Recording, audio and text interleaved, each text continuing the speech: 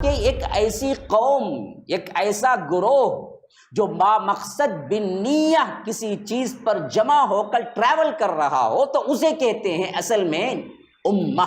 ہم نے اس مفہوم کو کھو دیا، نام کے امتی بن گئے، نام کے امت مسلمہ رہ گئے، حالانکہ مسلم امت کے اندر نہ ایک جہتی ہے، نہ ایک عقیدہ ہے، نہ ایک منہج ہے، نہ ایک مقصد ہے، نہ اس کے اوپر جمع ہو کر کوئی اسٹرگل ہے، کوئی کوشش ہے، کچھ نہیں ہے، سب کھو دیا۔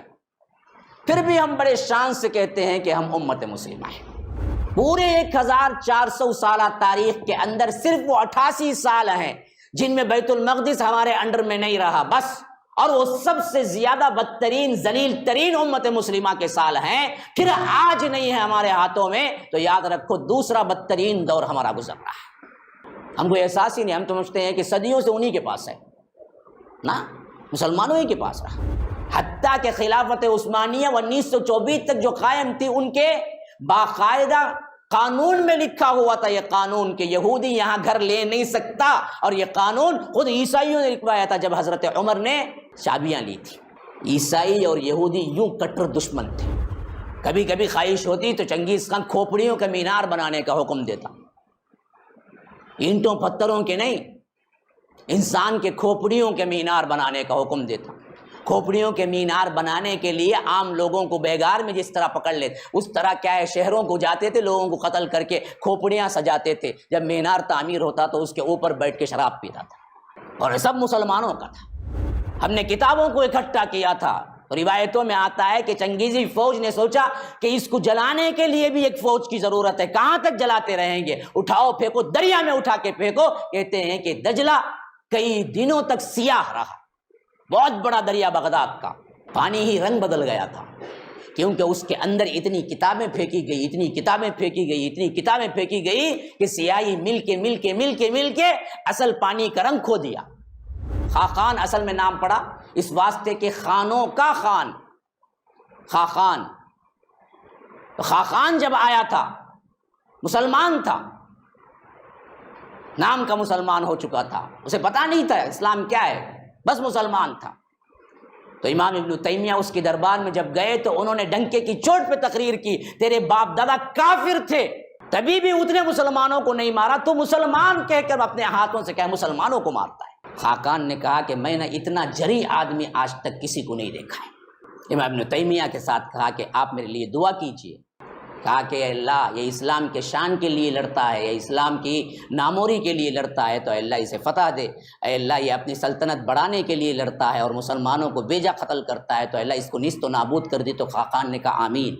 یہ قوت تھی ایمان کی قوت علماء کے پاس، بڑے بڑے حکمرانوں کے سامنے بھی آتے تھے تو ایمان کی وہ جلالت، وہ شان کبھی نہیں بھولتے تھے۔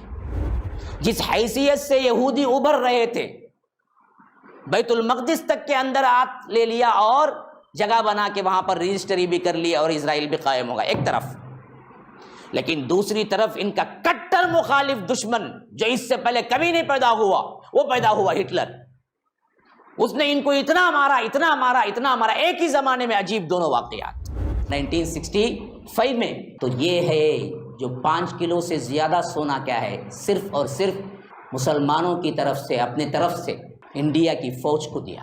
اتنا بڑا دینے والا پورے تاریخ میں کوئی نہیں ہے سوائے ہمارے۔ انفاق کی ایک نادر مثال،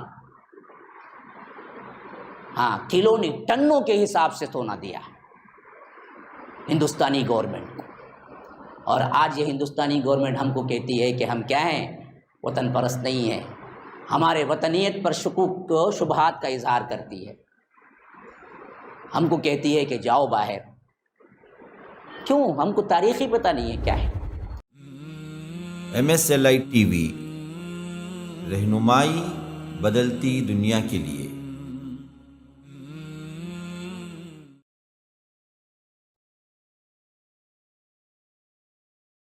السلام علیکم ورحمۃ اللہ وبرکاتہ۔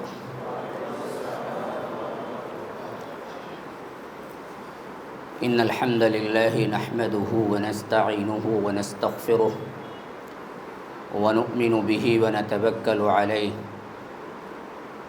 ونعوذ بالله من شرور أنفسنا ومن سيئات أعمالنا من يهده الله فلا مضل له ومن يضلل فلا هادي له وأشهد أن لا إله إلا الله وحده لا شريك له وأشهد أن محمدًا عبده ورسوله أما بعد فإن خير الحديث كتاب الله وخير الهدي هدي محمد صلى الله عليه وسلم وشر الأمور محدثاتها وكل محدثة بدعة وكل بدعة ضلالة وفي رواية وكل ضلالة في النار فأعوذ بالله السميع العليم من الشيطان الرجيم من همزه ونفثه ونفخه بسم الله الرحمن الرحيم سبحان الذي أسرى بعبده ليلا من المسجد الحرام إلى المسجد الأقصى الذي باركنا حوله لنريه من آياتنا إنه هو السميع البصير وآتينا موسى الكتاب وجعلناه هدى لبني إسرائيل ألا تتخذوا من دوني وكيلا ذرية من حملنا مع نوح إنه كان عبدا شكورا وقضينا إلى بني إسرائيل في الكتاب لتفسدن في الأرض مرتين ولتعلن علوا كبيرا فإذا جاء وعد أولاهما بعثنا عليكم عبادا لنا أولي بأس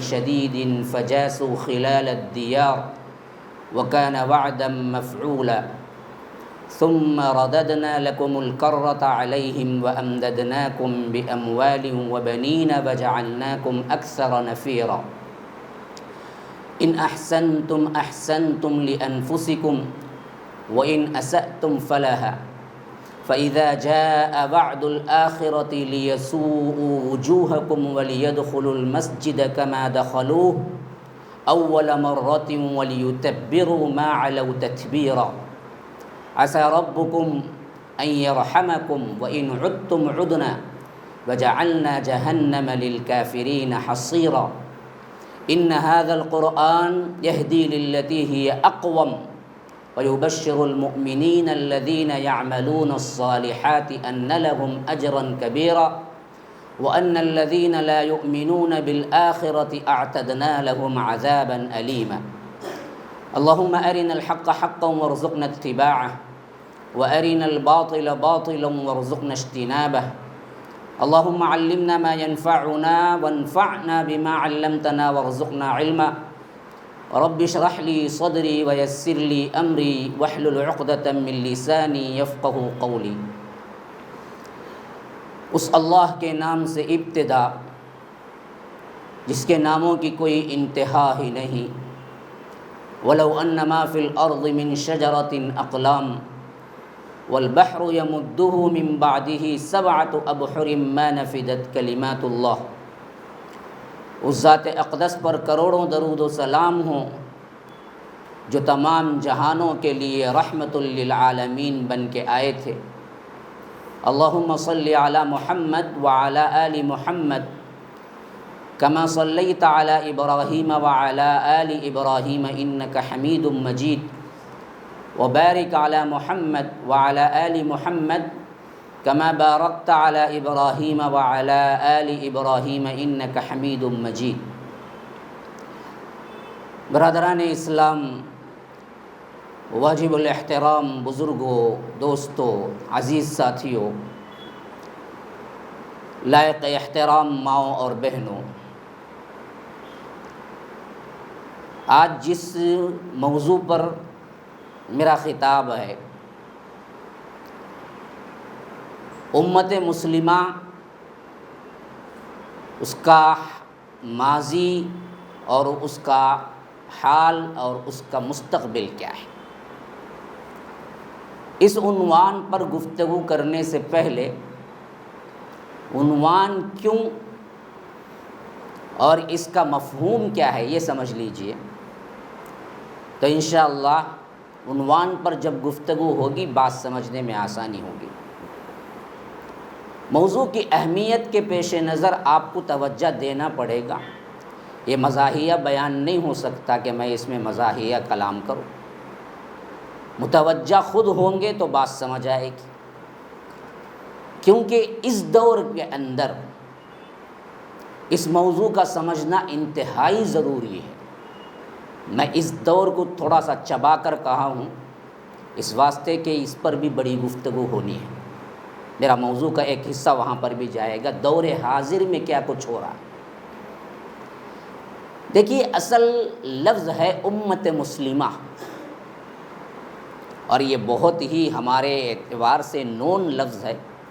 ہر بیان میں ہر جگہ کہیں نہ کہیں بندہ سنتا ہے ہم امت مسلمہ ہیں، امت مسلمہ ہیں. لیکن ذرا ہمیں تحقیقی نظر سے ڈالنا چاہیے کہ واقعتاً بھی ہم امت مسلمہ ہیں. کیا معنی ہے امت کا؟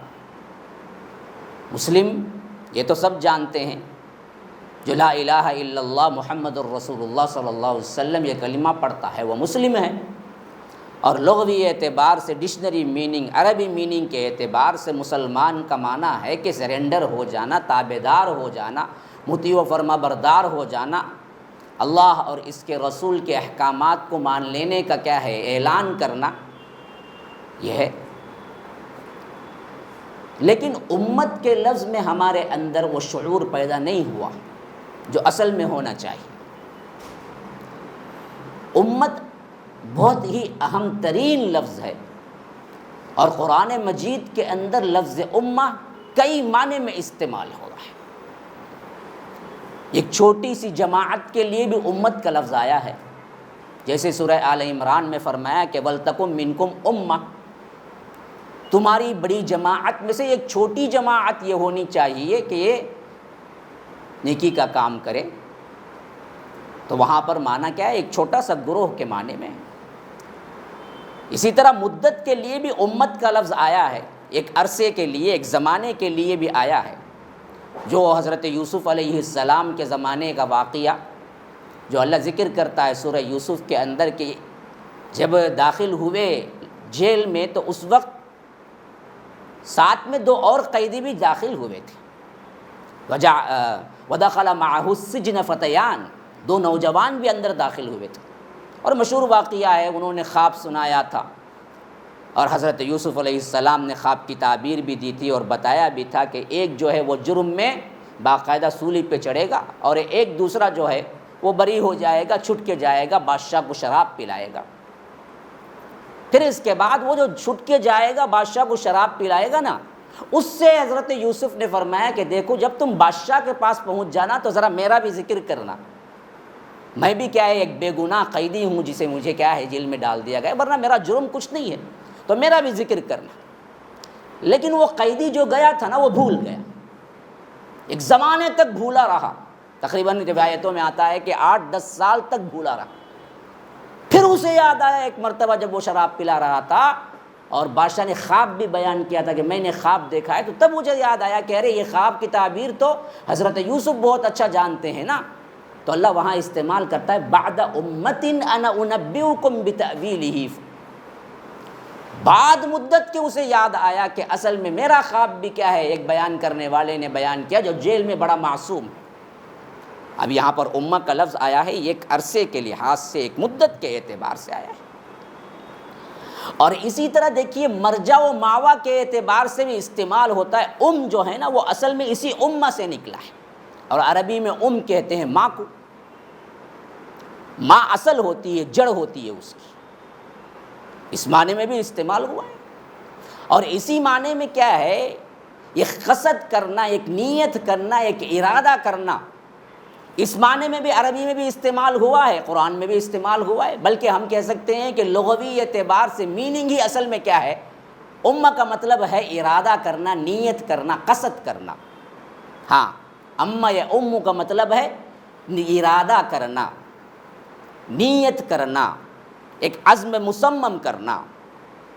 اسی لحاظ سے اس کی جمع کے طور پر استعمال ہوا ہے قرآن میں سورہ مائدہ کے ابتدا میں کہ آمین البیت الحرام، پورے کے پورے حجاج ایک ہی قصد کرتے ہوئے بیت اللہ کی طرف جاتے ہوئے حج بیت اللہ کرنے کے لیے جا رہے ہیں، تو یہاں پر لفظ آمین آیا ہے۔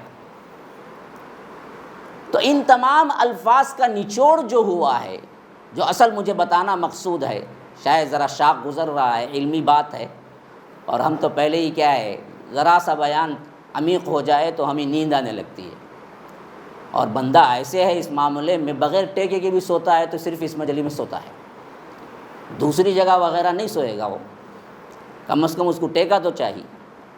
لیکن یہاں معاملہ ایسا ہوتا ہے کیونکہ فرشتوں کا نزول ہوتا ہے، ابھی حافظ صاحب نے بتایا تھا کہ نزلتہم السکینہ، اب وہ سکینت تو نازل ہوتی ہی ہے، بڑا سکون ہوتا ہے، تو بندہ بیٹھے بیٹھے بھی سوتا ہے۔ عجیب عجیب حالتیں دیکھنے کو ملتی ہیں مجھے جب میں بیان کرنے لگتا ہوں، میں سوچتا ہوں کہ ان لوگوں پہ ہنسوں یا میں بیان کروں۔ اب میں بیٹھا اکیلا ہنسوں گا تو لوگ سمجھیں گے پاگل تھوڑی آگے بیٹھ گیا ہے، پتہ نہیں کس واسطے ہنس رہا ہے، لیکن مجھے جو دکھ رہا ہے کہ اس پہ مجھے ہنسی آتی، تو میں تو مضمون لے کے آیا ہوا ہوں کچھ سمجھانے کے لیے، اور یہاں دیکھتا ہوں کہ کیا ہے، مضمون کا اوپری حصہ بھی اندر نہیں داخل ہو رہا ہے، تو میں گہرائی میں جاؤں یا نہ جاؤں، اسی شش و پنج میں میری بات ادھر ادھر ہو جاتی ہے۔ تو تھوڑا سا آپ ذرا نگاہ ڈالیں، کیونکہ اہم ترین بات ہے مجھے سمجھانا اس میں، کہ معنی ہوا کہ ایک ایسی قوم، ایک ایسا گروہ جو با مقصد بالنیہ کسی چیز پر جمع ہو کر ٹریول کر رہا ہو، تو اسے کہتے ہیں اصل میں امہ۔ ہم نے اس مفہوم کو کھو دیا، نام کے امتی بن گئے، نام کے امت مسلمہ رہ گئے، حالانکہ مسلم امت کے اندر نہ ایک جہتی ہے، نہ ایک عقیدہ ہے، نہ ایک منہج ہے، نہ ایک مقصد ہے، نہ اس کے اوپر جمع ہو کر کوئی اسٹرگل ہے، کوئی کوشش ہے، کچھ نہیں ہے، سب کھو دیا۔ پھر بھی ہم بڑے شان سے کہتے ہیں کہ ہم امت مسلمہ ہیں۔ امت ہونے کے اعتبار سے جو جو چیزیں لغوی قرآن اور حدیث کے اندر ہیں میننگ، وہ تمام میننگ میں سے ایک معنی بھی ہم میں باقی نہیں ہے۔ ہم منتشر ہو گئے، جس طرح درخت کے پتے منتشر ہو جاتے ہیں، اس طرح ہمیں پتہ بھی نہیں کہ اصل کیا ہے ہمارا مقصد۔ نام کے جمع ہیں لیکن نہ دلوں کی جمعیت ہے، نہ ہم ایک گروہ ہیں۔ ہمارا عقیدہ ایک ہے نہیں، ہزاروں فرقے ہیں، ہر کوئی اپنے فرقے کے اندر مست ہے، خوش ہے کہ ہم بالکل سچے ہیں، ہم جنتی ہیں، بقیہ سب دوزخی ہیں۔ نہ ہم عقائد پہ اتحاد ہے، نہ ہمارا عقیدہ ایک ہے، نہ مقصد ایک ہے، نہ اس مقصد پر کوئی کام ہو رہا ہے، بالکل بھی نہیں۔ دیکھیے آپ، اگر ہم کام کرنے والے ہوتے ماشاء اللہ سے کروڑوں میں ہیں، کروڑوں میں، دنیا کا رخ بدل دیتے۔ جو سووں میں نہیں ہیں ہمارے مقابلے میں، انہوں نے پوری دنیا کو اپنے شکنجے میں لیے رکھا ہے، یہودی۔ ابھی میں پڑھ رہا تھا آبادی کے سینسس کے اعتبار سے صرف اور صرف پوری دنیا کے اندر جمع شدہ یہودیوں کو کر لیا جائے تو 1.5 کروڑ سے اوپر نہیں جائیں گے، 2000 کی رپورٹ تک، ہو سکتا ہے اب کیا ہے کچھ اور ہزار بڑھ گئے ہوں گے۔ سن 2000 کی رپورٹ کے اعتبار سے 1.5 کروڑ بھی نہیں ہے۔ ایک ٹریپلیکین ایریے میں تقریباً 2.5 کروڑ کے اوپر ہوں گے لوگ، ہمارے مسلمان۔ ہم دراصل 1.25 ارب کے اوپر ہیں، 1.25 ارب کے 100 کروڑ ملتے ہیں تو 1 ارب بنتا ہے، یہ 1.5 کروڑ بھی نہیں ہے۔ اور اس کے اوپر کی منزل نصارہ کی ہے۔ مذہبی اعتبار سے اگر تقسیم کر دیا جائے تو پہلے نمبر پر نصارہ آتے ہیں، تو 2 ارب کے قریب یا 2.25 ارب کے قریب پہنچتے ہیں۔ دوسرے نمبر پر مسلمان آتے ہیں جو 1.5 ارب تو ہیں کم از کم، یہ 2000 کی رپورٹ کے مطابق 1.25 ارب ہیں، جبکہ اب 1.5 ارب کے قریب ہوں گے، اور اس کے بعد ٹکر لینے والا کوئی نہیں ہے۔ 100% کے اندر آتے ہیں، اکا دکا، کوئی 25 لاکھ، کوئی 50 لاکھ، یہ سکھ وغیرہ جو بھی چھوٹے موٹے مذاہب ہیں۔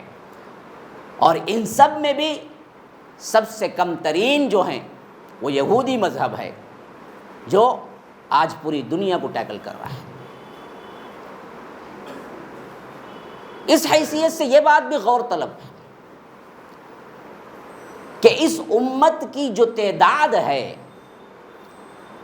صرف تعداد کے اعتبار سے عقیدے اور منہج میں بھی ایک ہو جائے نا، کام بھی کرنے کی ضرورت نہیں ہے، دنیا آپ کے ہاتھوں میں آ جائے گی، تعداد ہی اتنی ہے۔ اسی واسطے ہم دیکھتے ہیں کہ 1900 کی ابتدا ہوئی، جہاں خلافت ٹوٹی تو ہم کو ٹکڑوں، زمین کے ٹکڑوں میں تقسیم کر دیا گیا۔ اگر یہ نیشنلزم کے اندر نہ آتا اور زمین کے ٹکڑوں میں تقسیم نہیں ہوتا تو مسلمان جہاں چاہے بس سکتا تھا، آ سکتا تھا، جا سکتا تھا، بس کہیں ایک جگہ بس جاتے تو مسلمان کافی تھا کسی بھی ملک کو لینے کے لیے۔ یہ بہت بڑی پلاننگ ہوئی تھی 1700 کے بعد فری میسن کی، ایلومناٹی جسے کہتے ہیں۔ ہم اس سے بھی واقف نہیں ہیں اصل ہے کیا یہ۔ میں تو ہزاروں تحریریں پڑھ چکا ہوں، اپنوں نے اس پہ بہت کم لکھا ہے۔ یہ تحریک پتہ ہی نہیں ہے کیا، خطرناک ترین، دنیا کی خطرناک ترین تحریک اور خطرناک ترین کام کر رہی ہے۔ اس سے پہلے ایسی کوئی تحریک ہم نے دیکھا ہی نہیں ہے، بلکہ ابھی بھی دکھتی نہیں ہے۔ یہ جسے کہتے ہیں فری میسن، ان کی پلاننگ بہت ہی شاندار، اور اسی پلاننگ کے تحت آج تک جو احوال ہیں، حتیٰ کہ بعضوں نے اشارے دیے ہیں کہ یہ وائرس کا ناٹک بھی جو ہو رہا ہے، یہ سب کچھ کیا ہے، یہ بھی فری میسن کی تحریک کا ایک حصہ ہے۔ میرے کیف وہ میرا موضوع نہیں ہے فی الوقت کو، میں انشاءاللہ اس پر گفتگو پہلے بھی کیا تھا اور کبھی موقع ملے تو مکمل کروں گا اس کو۔ لیکن یہ بات ذہن میں رکھ لیجئے، امت کے اعتبار سے یہ بات سمجھنا انتہائی اہم ہے کہ امت مسلمہ کے حساب سے ہم کہتے ہیں، نعرے لگاتے ہیں ہم امت مسلمہ ہیں، لیکن ہو سکتا ہے کوئی مسلم تو ہو جائے لیکن امت نہیں ہے ہم۔ امت کے جتنے صفات ہم کھو چکے ہیں، اسی واسطے ہمیں یہ احساس ہی نہیں ہے۔ جس مقصد پہ اللہ کے رسول صلی اللہ علیہ وسلم نے صحابہ کی جماعت کو بنایا تھا، اب وہ جمعیت اور جماعت بن کے کام کرنے لگی، اور وہ کام کر کے ایک ایسے سچویشن میں آ کے کھڑی ہو گئی کہ اگر تم کو حکم دیا جائے رات کے اندھیرے میں نکلو تو نکل جاؤ، دن کے اجالے میں سمندر میں کود جاؤ تو کود جانے کے لیے تیار ہو جائیں۔ اس طرح سم و اطاعت پر قائم، اپنا تن من دھن قربان کر دینے والی ایک عقیدے والی ایک جماعت ابھری تو وہ جماعت اصل میں امت کہلائی۔ اسی واسطے جب یہ امت پختہ بن چکی تھی تو ان کی نگرانی بھی بہت کڑی ہونے لگی۔ یاد رکھو، میں آپ کو ایک عجیب واقعے کی طرف اصل میں اشارہ کر رہا ہوں۔ تبوک کے موقع پر یہ پوری امت پختہ بن چکی تھی، مضبوط ترین امت۔ مکے کے اندر ان کے عقائد بنے، امت نہیں بن سکی۔ کیوں؟ جماعت ہی نہیں بن سکتے تھے، چھپ چھپ کے کیا ہے اپنے اسلام کا اعلان کرنا پڑتا تھا۔ حتیٰ کہ جمع ہو کر بالجماع نماز نہیں پڑھ سکتے تھے نا جی۔ مدینہ آئے جہاں سے بالاعلان نماز سسٹم قائم ہونا شروع ہوا، اور یہ سسٹم کی اینڈنگ پوائنٹ حج اور زکوٰۃ ہے، آخری میں 9 میں، جبکہ اللہ کے رسول صلی اللہ علیہ وسلم صدیق اکبر کو امیر الحج بنا کر بھیج چکے تھے، تب کہیں جا کے وہ آخری آیات نازل ہوئی جو سورہ براءہ کے ہیں، جس میں بسم اللہ الرحمن الرحیم بھی نازل نہیں ہوا، اعلان کہہ دیا گیا براءۃ من اللہ ورسولہ، اللہ اور اس کا رسول بری ہے اب۔ ہاں، فَإِذَا انسَلَخَ الْأَشْهُرُ الْحُرُمُ فَاقْتُلُوا الْمُشْرِكِينَ حَيْثُ وَجَدتُّمُوهُمْ وَخُذُوهُمْ وَاحْصُرُوهُمْ وَاقْعُدُوا لَهُمْ كُلَّ مَرْصَدٍ۔ 4 مہینے کی مدت ہے اب ان سب کو، یہ خصوصی طور پر اہل مکہ کے لیے ہے، سب کے لیے نہیں ہے۔ جو بدبخت وسیم رضوی جیسے کتے جو ہیں نا، وہ انہی آیتوں کو لے کر مسلمانوں پر اور اسلام پر اور محمد رسول اللہ پر دہشت گردی کا الزام لگاتے ہیں۔ نہیں، یہ آیت صرف اس وقت نازل ہوئی ان کے لیے خاص جو 20 سال سے اللہ کے رسول کی دعوت کو دیکھ رہے تھے۔ 4 مہینے گزر جائیں تو اب ان کو مارو، سلخ الاشہر الحرم، 4 مہینے مدت ہے ان کو، بس اب فاقتلوہم حیث وجدتموہم، جہاں دیکھیں وہاں قتل کرو ان کو۔ اب یہ جزیرہ عرب میں رہنا نہیں ہے، ایک ہی چانس ہے ان کو، اگر رہنا ہے تو اسلام قبول کرنا، نہیں رہنا ہے جزیرہ عرب چھوڑ کے جانا ہے، واپس جانا ہے، کہیں دوسری جگہ جاؤ اور رہو۔ اتنا سخت حکم نازل ہوا جس کو اللہ کے رسول صلی اللہ علیہ وسلم نے بعد میں حضرت علی سے بھجوایا کہ تم جاؤ، صدیق اکبر تو امیر حج بن کے نکل چکے ہیں، اب اس پیغام کو سنانے کے لیے تم جاؤ خصوصی طور پر میرے نمائندے بن کر، اور وہاں اعلان ہوا تھا 9 ہجری میں کہ دیکھو آج کے بعد کوئی ننگا طواف نہیں کرے گا، کوئی مشرک داخل نہیں ہوگا، اور جس کو بھی رہنا ہو جزیرۃ العرب میں 4 مہینے کی مدت ہے، اس کے بعد نہیں ہے۔ پھر 10 میں خود اللہ کے رسول صلی اللہ علیہ وسلم حج کو آئے۔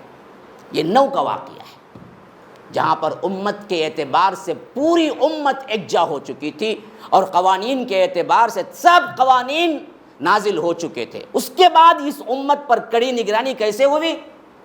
آپ کو معلوم ہے نا، مشہور ترین تبوک کا واقعہ، جس میں کتنی بڑی زبردست ٹریننگ اور نگرانی دیکھی ہے۔ بدر ہوئی، آپ کو معلوم ہے بدر میں جانا آپشنل تھا، قانون نہیں تھا۔ اسی واسطے جو صحابی آ گئے بدر میں وہ بدری کہلائے، ان کے لیے الگ مقام ہے، مرتبہ ہے، وہ بدری ہیں، تمام صحابہ میں ممتاز ہیں۔ جو نہیں آئے ان کو کوئی سزا نہیں ہوئی۔ اب بتاؤ کہیں سیرت میں آپ جو بدر کے لیے نہیں آئے اللہ کے رسول نے کسی کو سزا دی ہو؟ کیوں؟ حکم ہی دراصل قانون نہیں تھا، آپشنل تھا۔ اللہ کے رسول نے بلایا، جو آ گئے خوشی سے آ گئے وہ بدری کہلائے، جو نہیں آئے ان کے لیے معافی تھی۔ یہی حالات جنگ ہم پڑھتے جائیں گے، یہاں تک کہ تبوک کا موقع آ گیا، جو میں کہتا ہوں کہ 9 ہجری کا واقعہ ہے۔ جب اللہ کے رسول صلی اللہ علیہ وسلم تبوک کے لیے نکلے، عام اعلان تھا تب آؤ، سب کے لیے قانون بن چکا تھا۔ امت کی اب ٹریننگ دیکھو کیسے ہے۔ جب یہ گئے تھے اللہ کے رسول صلی اللہ علیہ وسلم کے خالص صحابہ میں سے 3 صحابہ نہیں آ سکے، ہلال بن امیہ، مرارہ بن ربیع، کعب بن مالک۔ یہ 3 صحابہ وہ صحابہ ہیں جو باوجود مخلص صحیح ترین ایمان والے صحابی ہونے کے باوجود بھی نہیں آ سکے۔ اتفاق، اچھی سی سواری تھی۔ کعب بن مالک کہتے ہیں کہ میں سب سے زیادہ اس وقت مالدار بھی تھا، سواری والا بھی تھا۔ سوچا کہ میں آج نکلوں گا، کل نکلوں گا، پہنچ جاؤں گا کسی بھی طرح، لیکن اسی اثنا میں اللہ کے رسول صلی اللہ علیہ وسلم واپس ہی آ گئے۔ اب اعلان کر دیا کہ بھائی جو نہیں آیا ہے وہ مجھے عذر پیش کرے ورنہ سزا ہوگی۔ منافقین آئے، کوئی لنگڑتا ہوا جا رہا ہے، کوئی کیا پٹی باندھے جا رہا ہے، کوئی کیا جھوٹے بہانے بنا رہا ہے، کوئی کہہ رہا ہے کہ اللہ کے رسول گھر میں کوئی نہیں تھا، ماں بیمار تھی، کوئی کہہ رہا ہے کہ اللہ کے رسول مجھے کیا ہے فلاں کام آ گیا تھا، فصل برباد ہو گئی تھی، اس واسطے میں نہیں آتا۔ یہ سب منافقین اللہ کے رسول جانتے ہیں، پھر بھی ان کے نفاق پر ان کے حوالے کر کے کہہ رہے ہیں کہ چلو جی، چلو چلو چلو چلو، معاف کیا۔ اسے اللہ تعالیٰ بعد میں کیا ہے تنبیہن بڑا پیارا انداز اختیار کرتے ہوئے فرماتا ہے، توبہ ہے، عفا اللہ عنک لما اذنت لہم، اللہ آپ کو معاف کرے۔ پہلے معافی کا اعلان کر دیا، کہا کہ اللہ آپ کو معاف کرے۔ آپ نے کیوں ان منافقین کو اجازت دی؟ آپ نے کیوں معاف کیا ان لوگوں کو؟ سب جھوٹے ہیں، لیکن کہنے سے پہلے اللہ نے معاف کر دیا۔ بعض روایتوں میں آتا ہے کہ اگر اللہ یہ لفظ نہ کہتا اور ڈائریکٹ تنبیہ کرتا تو کہیں اللہ کے رسول ڈر کے مارے وفات نہ پا جاتے۔ اللہ کا ڈر ایسا تھا اللہ کے رسول کو، اللہ جانتا تھا کتنا ڈرتا ہے یہ میرا نبی، میرا حبیب۔ اس واسطے جب تنبیہ کرنے کا موقع آیا، تنبیہ پہلے نہیں کی، معافی کا اعلان پہلے کیا، پھر تنبیہ کی کہ عفا اللہ عنک، اللہ آپ کو معاف کر دے، لما اذنت لہم، آپ نے کیوں اجازت دی ان بدبختوں کو؟ اگر نہ دیتے تو تمام صحابہ جان لیتے کہ کون منافق ہے کون سچا ہے۔ لیکن اس میں معاملہ یہ ہوا کہ 3 صحابی جو مخلص تھے، جن میں بدری بھی ہیں، ان سے بھول ہو گئی، یہ 3 لوگ نہیں آ سکے، مرارہ بن ربیع، ہلال بن امیہ، کعب بن مالک۔ ان سے جب اللہ کے رسول صلی اللہ علیہ وسلم نے پوچھا کعب بن مالک سے، تو کعب بن مالک تو کیا ہے جوان تھے اس وقت، ہلال بن امیہ، مرارہ بن ربیع وغیرہ کیا ہے تھوڑے سے عمر والے تھے، وہ تو شرم کی وجہ سے آ ہی نہ سکے۔ لیکن سب سے پہلے کعب بن مالک سے سامنا ہوا تو وہ مسکراتا چہرہ جیسے اللہ کے رسول صلی اللہ علیہ وسلم پر پڑا، چہرہ بدل گیا، یہ اندر سے کام کے رہ گئے۔ اور اللہ کے رسول نے پوچھا کہ کعب تم کیوں نہیں آئے تبوک پہ؟ کہا کہ اللہ کے رسول ایسا زبان دان ہوں میں، اگر میں جھوٹ موٹ کا کہہ کے نکلنا چاہوں تو کیسے بھی نکل جاؤں گا، لیکن مجھے معلوم ہے کہ اوپر سے وہی آ کے بتلا دے گی میں جھوٹ بولا ہوں۔ اس واسطے اللہ کے رسول کوئی عذر نہیں تھا میرا سوائے اس کے کہ سستی تھی کہ آج نکلوں کل نکلوں کل نکلوں آج نکلوں، یہاں تک کہ آپ ہی واپس آ گئے۔ تو اللہ کے رسول صلی اللہ علیہ وسلم نے فرمایا اب تم نے سچ کہا ہے تو پھر بھی کیا ہے، فیصلہ عدالت اوپر سے آئے گا، اب میں کچھ نہیں کہہ سکتا، جاؤ تمہارا فیصلہ اللہ کے پاس ہے، وحی کا انتظار کرو۔ اور جیسے ہی نکلے نے کچھ ہی دیر بعد اعلان کرنے والے نے اعلان کیا کہ اللہ کے رسول صلی اللہ علیہ وسلم کا اعلان ہے کہ یہ 3 اشخاص مرارہ بن ربیع، ہلال بن امیہ، کعب بن مالک، ان تینوں سے کوئی بات چیت تک نہ کرے، سلام بھی نہ کرے، سوشل بائیکاٹ۔ یہ ہے امہ ٹریننگ۔ پورے مدینے میں کوئی ان کو سلام کرنے والا نہیں، کوئی ان سے بات کرنے والا نہیں، کڑی سزا۔ کب تک؟ 1-2 دن نہیں، 40 دن تک چلتا رہا معاملہ۔ 40 دن بعد یہ بھی اعلان ہوا کہ بیویوں کو بھی اپنے مائکے بھیج دیں۔ دوڑتے ہوئے آئے، کہا کہ طلاق دے دیں، کہا کہ نہیں، طلاق نہیں ہے، بھیج دو، بیویوں کے ساتھ بھی نہیں رہنا ہے۔ کتنی کڑی سزا۔ کہتے ہیں اللہ کے رسول صلی اللہ علیہ وسلم جب یہ مسجد نبوی میں داخل ہوتے تو دیکھتے ان کو، لیکن جیسے ہی یہ قریب آتے تو اللہ کے رسول چہرہ پھیر لیتے، کعب بن مالک کٹ کے رہ جاتے۔ کبھی کبھی کہتے ہیں کہ میں نماز کے لیے ہاتھ باندھتا، ہاتھ باندھنے تک اللہ کے رسول صلی اللہ علیہ وسلم مجھے نہیں دیکھتے، جب میں نماز میں ہوتا تو اللہ کے رسول مجھے دیکھتے کہ جی چاہتا کہ توڑ کے مل جاؤں، لیکن اللہ کے رسول منہ پھیر لیتے۔ کیا کڑی، کیسی سزا ہوگی یہ سزا؟ کیوں؟ امت بن چکے تھے، یہاں اب غلطی نہیں ہونی چاہیے، اب ان کو ٹریننگ ہونا تھا، اس واسطے یہ کڑی سے کڑی سزا تینوں بڑے بڑے صحابہ کو دی گئی، یہاں تک کہ 50 دن گزر گئے۔ 50ویں دن اللہ کے رسول نے اعلان کیا کہ اللہ نے تمہیں کیا ہے اب معاف کر دیا، اور معافی کو توبے میں قیامت تک کے لیے رکھ دیا کہ لقد تاب اللہ علی النبی والمہاجرین۔ اللہ تبارک و تعالیٰ نے ان لوگوں کو معاف کر دیا، وعلی الثلاثۃ الذین خلفوا، جو 3 لوگ تھے پیچھے رہ گئے تھے۔ یہ تینوں کی معافی کا اعلان قرآن میں توبہ کے اندر موجود ہے۔ یہ تھی امت، جو امت بنی، اتنی زبردست ٹریننگ تھی اس کی، اور اس حیثیت سے ان پر اتنی زبردست اور کڑی نگرانی تھی، اس حیثیت سے اسلام بھی ترقی کیا، ایسی ترقی جس کا ماضی بڑا شاندار ہے، جس کا مستقبل بھی بہت شاندار ہوگا انشاءاللہ۔ ہاں، حال جو ہے نا، اس حال پر مجھے بڑا تبصرہ کرنا ہے۔ میرا عنوان، میں ابھی داخل ہو رہا ہوں اس عنوان پہ، اس حیثیت سے آپ سمجھ لیں اچھی طرح کہ اس امت مسلمہ کے اندر پھر وہی ایکٹیویٹیز، وہی صفات پیدا ہو جائیں گے جو اس کے معنی میں پوشیدہ ہیں۔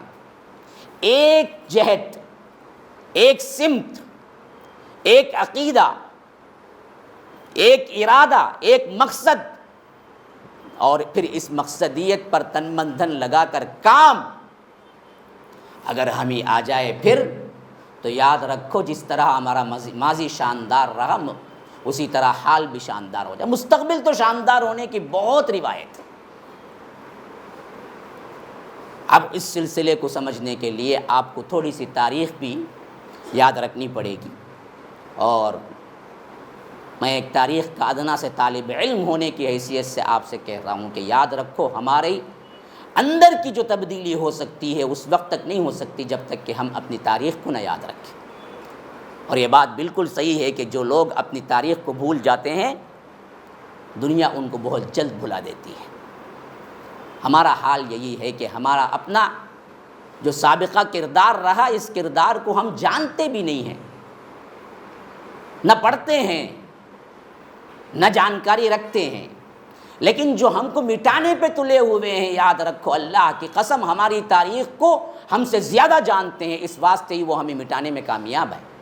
ان کو پتہ ہے کون سی نبض جہاں ہاتھ رکھنا ہے، جہاں سے یہ لوگ مٹیں گے، جہاں سے یہ لوگ اپنے اپنے کردار بدلیں گے، ان سب کو پتہ ہے۔ وہ لوگ رات دن ہماری تاریخ کھنگالتے ہیں، پھر اس کے بعد قدم اٹھاتے ہیں، اور ہم قدم اٹھانا تو بہت دور کی بات ہے، اپنے آپ کو بھی جانتے ہیں، اپنے اللہ کو بھی بھلا بیٹھے، اپنے رسول کو بھی بھلا بیٹھے۔ اس حیثیت سے آپ کو میں مختصر ترین الفاظ میں، یہ تو کیا ہیں، گھنٹے بیان کر سکتے ہیں، اور بیان کی ہے میں نے تاریخ امت مسلمہ، خلفائے راشدین وغیرہ کے موضوع پر مفصل طور پر گھنٹوں کی کیا ہے میرے تقاریر موجود ہیں. تو یہ 1 گھنٹے میں پوری تاریخ کو سمیٹ لینا سمندر کو کوزے میں بھرنے کے برابر ہے. لیکن مجھے ایک مقصد کے تحت لے جانا ہے آپ کو، جہاں پر میرا مضمون ادا ہو کر آپ کو وہاں سے نتیجہ نکلنا ہے. تو اس واسطے میں مختصراً الفاظ میں آپ کو بیان کرتا ہوں. اللہ کے رسول صلی اللہ علیہ وسلم 571 عیسوی میں پیدا ہوئے، یعنی حضرت عیسیٰ علیہ السلام کی میلاد کے بعد 570 سال مکمل گزر چکے تھے. 71 AD جس میں اللہ کے رسول صلی اللہ علیہ وسلم پیدا ہوئے. اور اس حیثیت سے بات سمجھ لیجئے، یہ عرصہ جو ہے نا، اس عرصے پر حضرت عیسیٰ کے بعد دنیا کے اندر کوئی نبی نہیں آیا. یہ اہل فترہ کا زمانہ کہہ سکتے ہیں، جسے اصطلاح میں فترہ کہتے ہیں. یہی ایسا زمانہ جس میں وحی کوئی نہیں اتری. اللہ کے رسول صلی اللہ علیہ وسلم کی پیدائش کے 40 سال بعد نبوت ملی. تو اس حیثیت سے عیسوی اعتبار سے 610 میں اللہ کے رسول صلی اللہ علیہ وسلم کو نبوت ملی. یہ میں پورا جو بیان کر رہا ہوں وہ کیلنڈر آپ کا اپنا ہے، ہجری نہیں بیان کر رہا ہوں، کیونکہ ہجری میں مغالطہ ہوتا ہے سمجھنے میں. خاص طور پر سب طالب علم بیٹھے ہوئے ہیں اور آج کی نسل کہاں ہجری کو جانتی ہے. ہجری کے 12 مہینے اگر کسی کو بولو تو مشکل میں پڑ جائے گی. ہجری اعتبار سے 12 مہینے بالترتیب ہمارے بڑے بڑے کو نہیں آتا ہے. ہاں، ربیع الاول کنڈا کھانے کا مہینہ 11ویں 12ویں یاد ہوگا، جو کھاتے ہیں نا وہ یاد ہوں گے، وہ جو مہینے یاد ہو جائیں گے. ایک رمضان یاد ہے، لیکن بقیہ 12 مہینے ہم کو یاد نہیں ہے. لیکن جو کیلنڈر اب چل رہا ہے 2021 کا، اسی حیثیت سے میں بیان کر رہا ہوں تاکہ آپ کے ذہنوں میں اچھی طرح یہ تاریخ بیٹھ جائے. تو 571 کو پیدا ہوئے، 610 کو وحی اتری، نبوت کا آغاز ہوا، اور 632 کو اللہ کے رسول صلی اللہ علیہ وسلم مکہ فتح کر کے مدینہ واپس پہنچ کر وفات پا چکے. کیونکہ 3 سال ہجری اعتبار سے اگر لیں گے، لیکن اس پر 2 سال ہی ہوگا اگر آپ کیلنڈر عیسوی اعتبار سے لیں گے. اس بات سے 610 میں ملا اور 632 میں 632 اللہ کے رسول صلی اللہ علیہ وسلم کی وفات ہو گئی. اور یہاں سے لے کر 30 سال خلفائے راشدین کا زمانہ رہا، جس میں صدیق اکبر کی خلافت 2 سال 3 مہینے رہی، اور حضرت عمر کی خلافت 10 سال رہی، اور حضرت عثمان کی خلافت 12 سال رہی، اور حضرت علی المرتضیٰ کی خلافت 4 سال 6 مہینے رہی، اور حضرت حسن کی خلافت 6 مہینے رہی. اس حیثیت سے یہ حضرت حسن کے 6 مہینے ملا لیں گے تو مکمل 30 سال بن جائیں گے. پھر اس کے بعد حضرت معاویہ خلیفہ بنے جو پورے چل کر 20 سال رہے.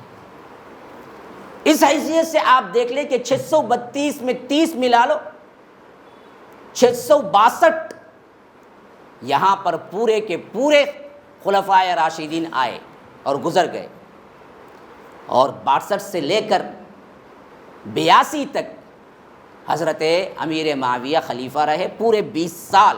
اور یہیں سے خلافت بنو امیہ یہ بنیاد پڑی.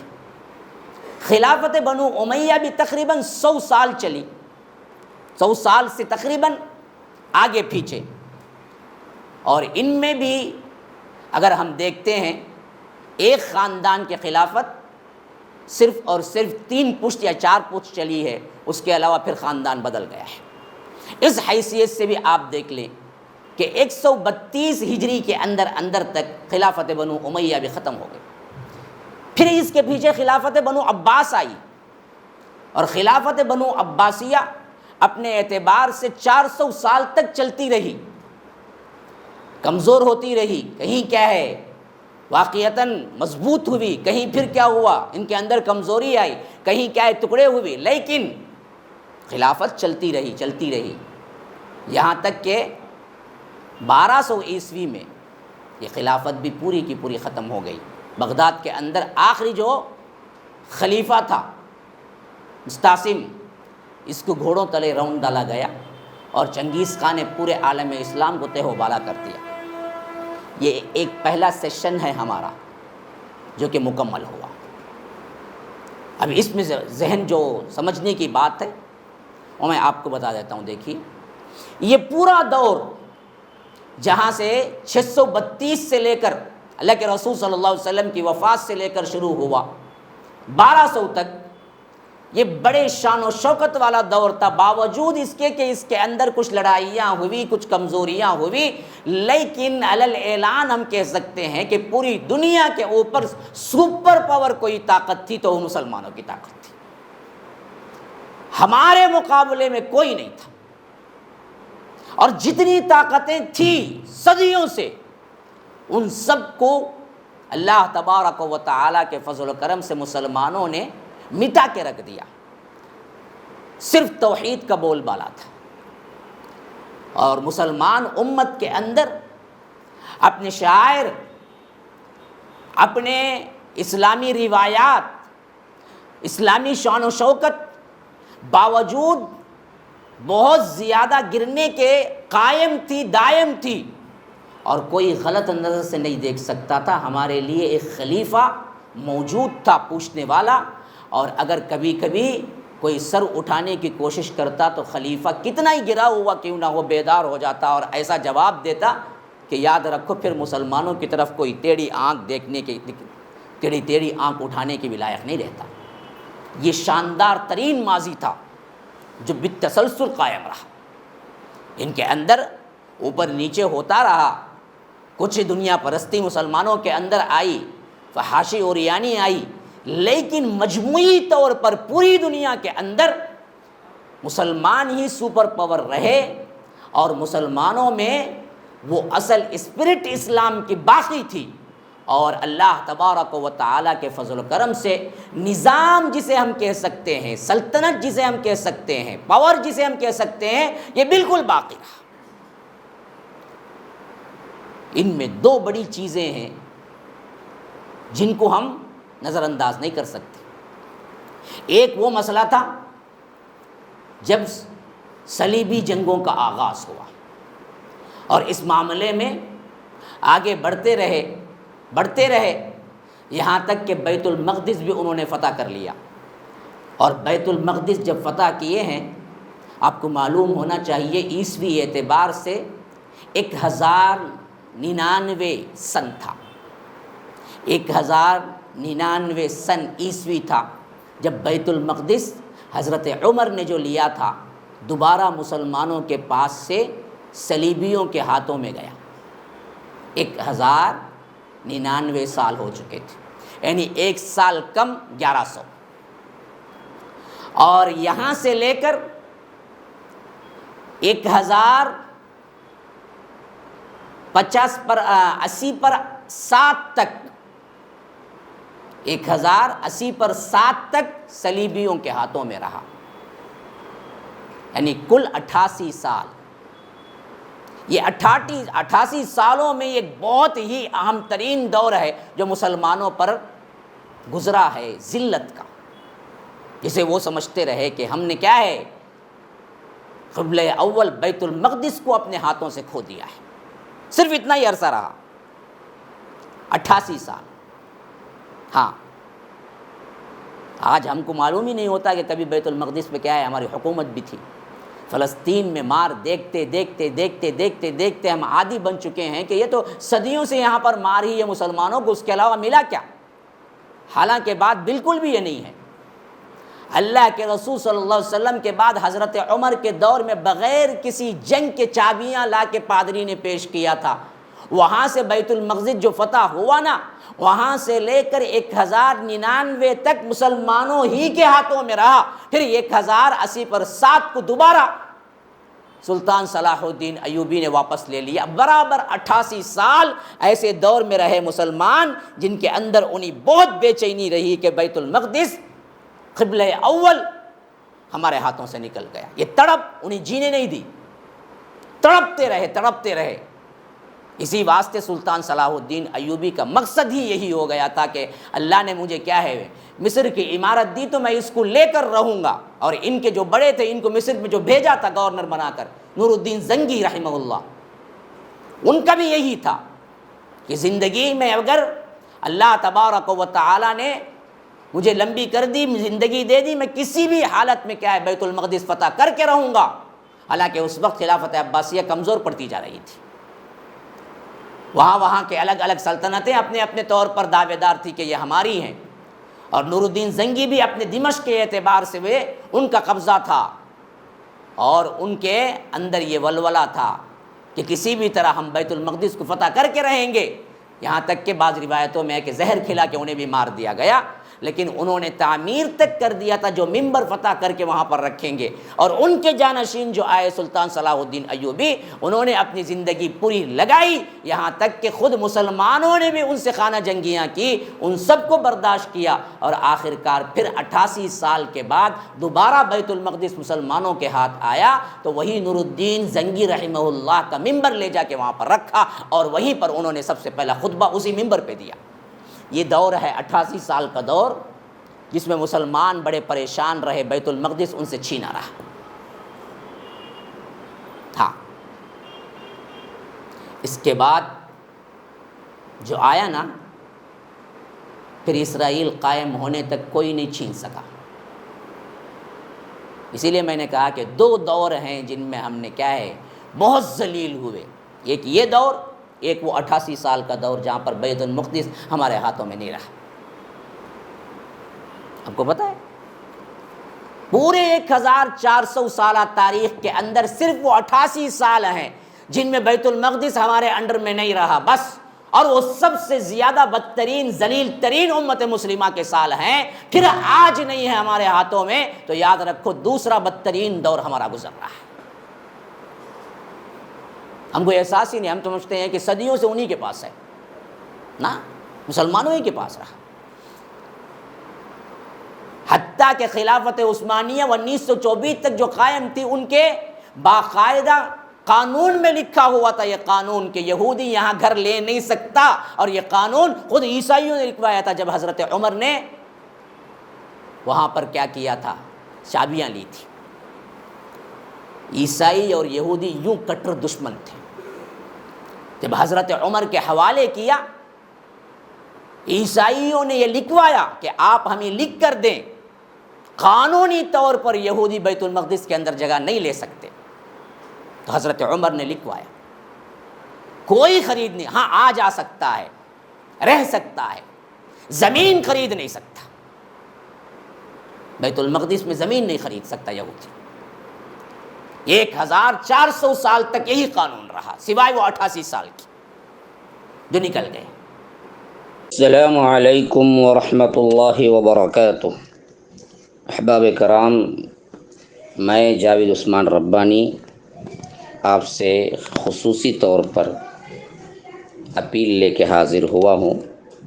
آپ سب کو معلوم ہے کہ اللہ تبارک و تعالیٰ کے فضل و کرم سے مسجد السلام کی تعمیر کا سلسلہ جاری و ساری ہے، اور اللہ تبارک و تعالیٰ کا بے پناہ فضل و احسان ہے، اور آپ لوگوں کی دعائیں اور مدد شامل حال ہے کہ مسجد السلام اپنی تکمیل کے آخری مرحلے میں ہے۔ فین، لائٹ، اے سی اور اسی طرح انٹیریئر ڈیکوریشن، لفٹ اور فلورنگ کا کام باقی ہے، جس کے لیے اشد ضرورت 35 لاکھ 35 لاکھ کی ضرورت ہے۔ اور جب بھی میں نے اپیل کی ہے، اللہ کے فضل و کرم سے آپ لوگوں نے دل کھول کر دیا ہے۔ اہل خیر حضرات کے لیے بہترین موقع بھی ہے اللہ کے راہ میں دینے کا، تو آپ لوگوں میں آگے آئیے اور اس میں جو ہو سکتا ہے جلد سے جلد مدد کیجیے، کیونکہ ہمارا پروگرام یہ ہے کہ رمضان المبارک کے پہلے اس کا افتتاح کر لیا جائے، تو ہمارے پاس وقت بہت کم ہے، اور اس سلسلے میں پیسے کی جو رقم میں نے بتائی 35 لاکھ اشد ضرورت ہے، تو آپ تمام سے گزارش ہے کہ آپ اس میں حصہ لیں، بڑھ چڑھ کر، کوئی 1 لاکھ، کوئی 2 لاکھ، کوئی بڑی ذمہ داری کا کوئی ٹائلز کا اور اے سی کا اپنی ذمہ داری میں لے لے. جو ہو سکتا ہے جی پے نمبر بھی دیا گیا ہے، آپ اس کے ذریعے سے بھی مدد کر سکتے ہیں. اکاؤنٹ نمبر بھی آپ کو یہاں پر اسکرین پہ دکھایا جا رہا ہے، اس سے بھی آپ مدد کر سکتے ہیں. اللہ کی اس مسجد کے لیے دل کھول کر تعاون کیجیے. اللہ تبارک و تعالی جنت میں آپ کے لیے ایک گھر بنانے کا وعدہ کیا ہے. شکراً فجزاکم اللہ احسن الجزا. والسلام علیکم ورحمۃ اللہ وبرکاتہ. سلطان عبد الحمید کے زمانے میں جو آخری تھا یہاں کا سلطنت عثمانیہ کا بادشاہ، اس کے پاس آئے، گھٹنے ٹیک کے کھڑے ہو کے کہے آپ ہمیں اجازت دے دیں، تھوڑی سی جگہ ہی صحیح. اس نے کہا کہ نہیں، سلطنت جائے تو جائے لیکن میں نہیں دوں گا. قانون میں لکھا ہوا ہے کہ تمہیں کیا ہے، وہاں پر زمین رجسٹری نہیں ہوگی تمہاری. اسی کے بعد سے سازشیں شروع ہوئی جو آخر کار سلطنت عثمانیہ بھی گری اور 1948 میں اسرائیل قائم ہو گیا. یہ بڑا عجیب داستان ہے، عجیب مرحلہ ہے ہمارا. ہم ذلیل ہیں یہ بھی پتہ نہیں ہم کو کہ ہم ذلیل ہیں. حالت ہماری یہ ہو چکی ہے، ہمارے نوجوانوں کو پتہ ہی نہیں کہ اب کرنا کیا ہے. ان کو کوئی گائیڈنس نہیں ہے ان کو. اسی واسطے کیا دیکھتے ہیں کہ ہمارے اپنے لوگ برباد ہو چکے ہیں کھیلوں کے پیچھے. واٹس ایپ، فیس بک، فحاشی، اوریانی، بیکار کی باتیں، فلمی دنیا، ہاں ادھر ادھر کی کیا ہے بیکار کی اپنے مشاغل. کیوں؟ ان کو پتہ ہی نہیں ہے کہ یہ قوم کیا تھی. اب ذرا آئیے پھر سنیے، 88 سال جو ملی اللہ کی طرف سے ایک مار، اسی کو مسلمانوں نے بہت بڑی مار سمجھا، اپنا تن من دھن قربان کر کے اس کو واپس لینے تک سانس نہیں لیا. آج ہم کو پتہ بھی نہیں ہے کہ ہم پر کیا بیت رہی ہے. جتنا قبضہ وہ کر چکے ہیں اس حیثیت سے دیکھا جائے تو فلسطینیوں کو آج جگہ نہیں ہے کہ وہاں پر وہ رہ سکے. کہاں مانگتے تھے بھیک ایک ایک ٹکڑے کے لیے، کہاں اب بھیک منگوانے رکھ رہے ہیں. اور ہمارے 56 ممالک کے ہوتے ہوئے کوئی زبان نہیں کھولتا ہے، اور کوئی کھولتا ہے تو اس کو چھوڑتے بھی نہیں ہیں. ممالک ہیں ہمارے پاس آج بھی، لیکن بولتا کوئی نہیں ہے. ہم اگر چیخ لیں پکار لیں تو ہماری کیا آواز رہ گئی ہے؟ جن کے پاس طاقتیں ہیں، حکومتیں، وہ تو خاموش بیٹھے ہوئے ہیں. تو ابھی یہ جو سال میں نے گنوائے ہیں یہ شاندار ترین سال ہیں سوائے 88 سال کی. پھر اللہ تبارک و تعالیٰ کی طرف سے بہت بڑا فضل ہوا.